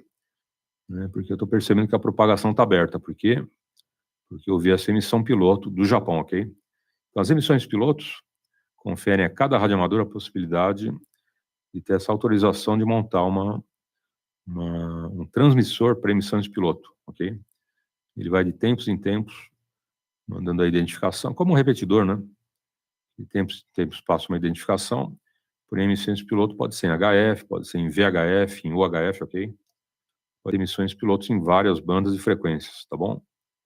É o IBP, né? Também conhecido na nossa legislação como emissões piloto, ok?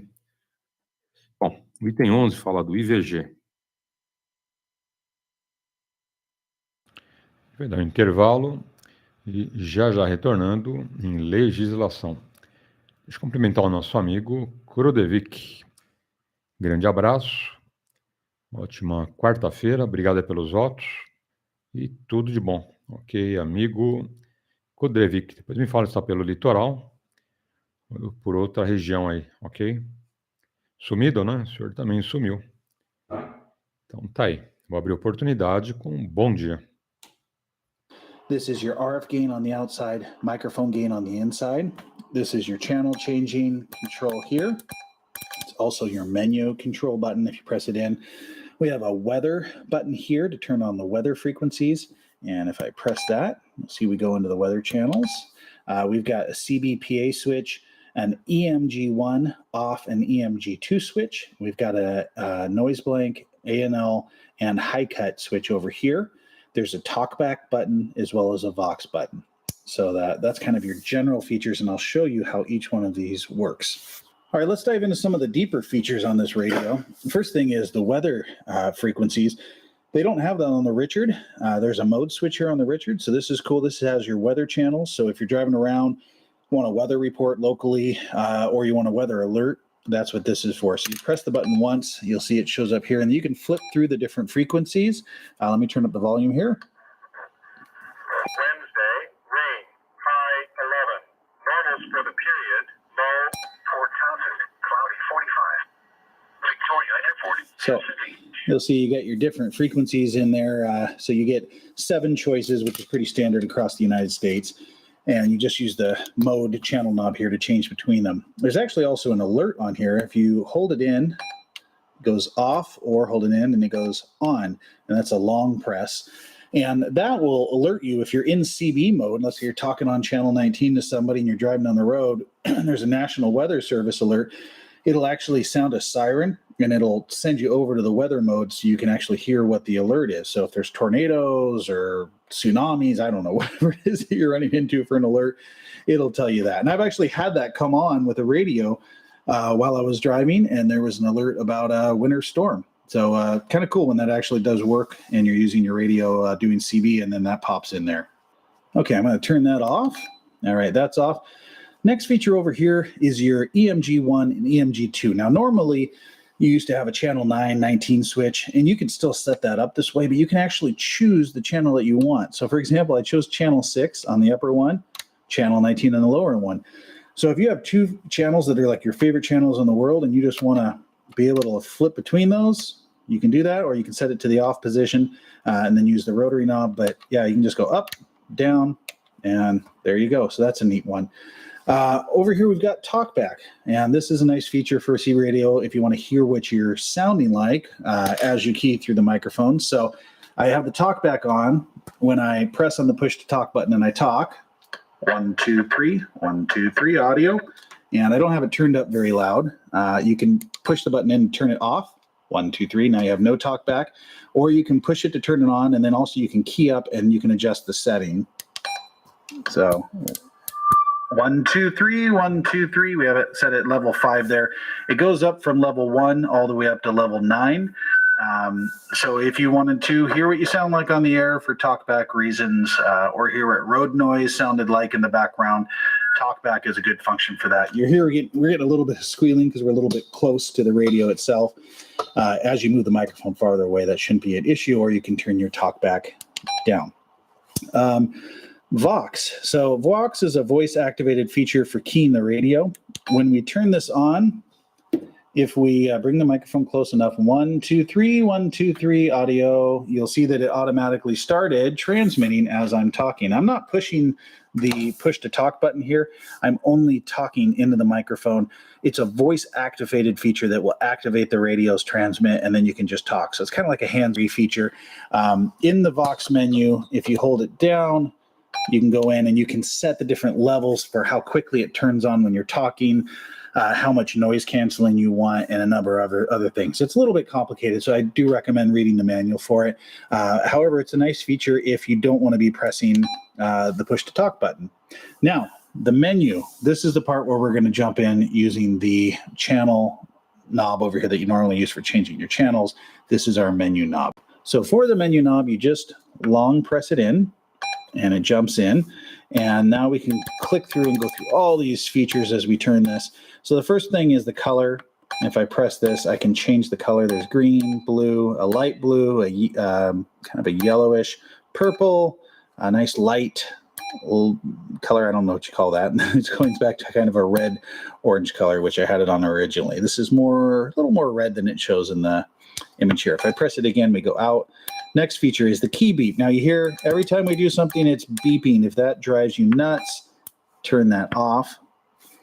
Next feature is a Roger beep. This actually does have a Roger beep built into it. Just a little beep that happens at the end of your transmission to let someone know that you're done talking. We can turn that on or off. There's a tone control. So this can go negative or positive. And what that does is it does lower tones or higher tones.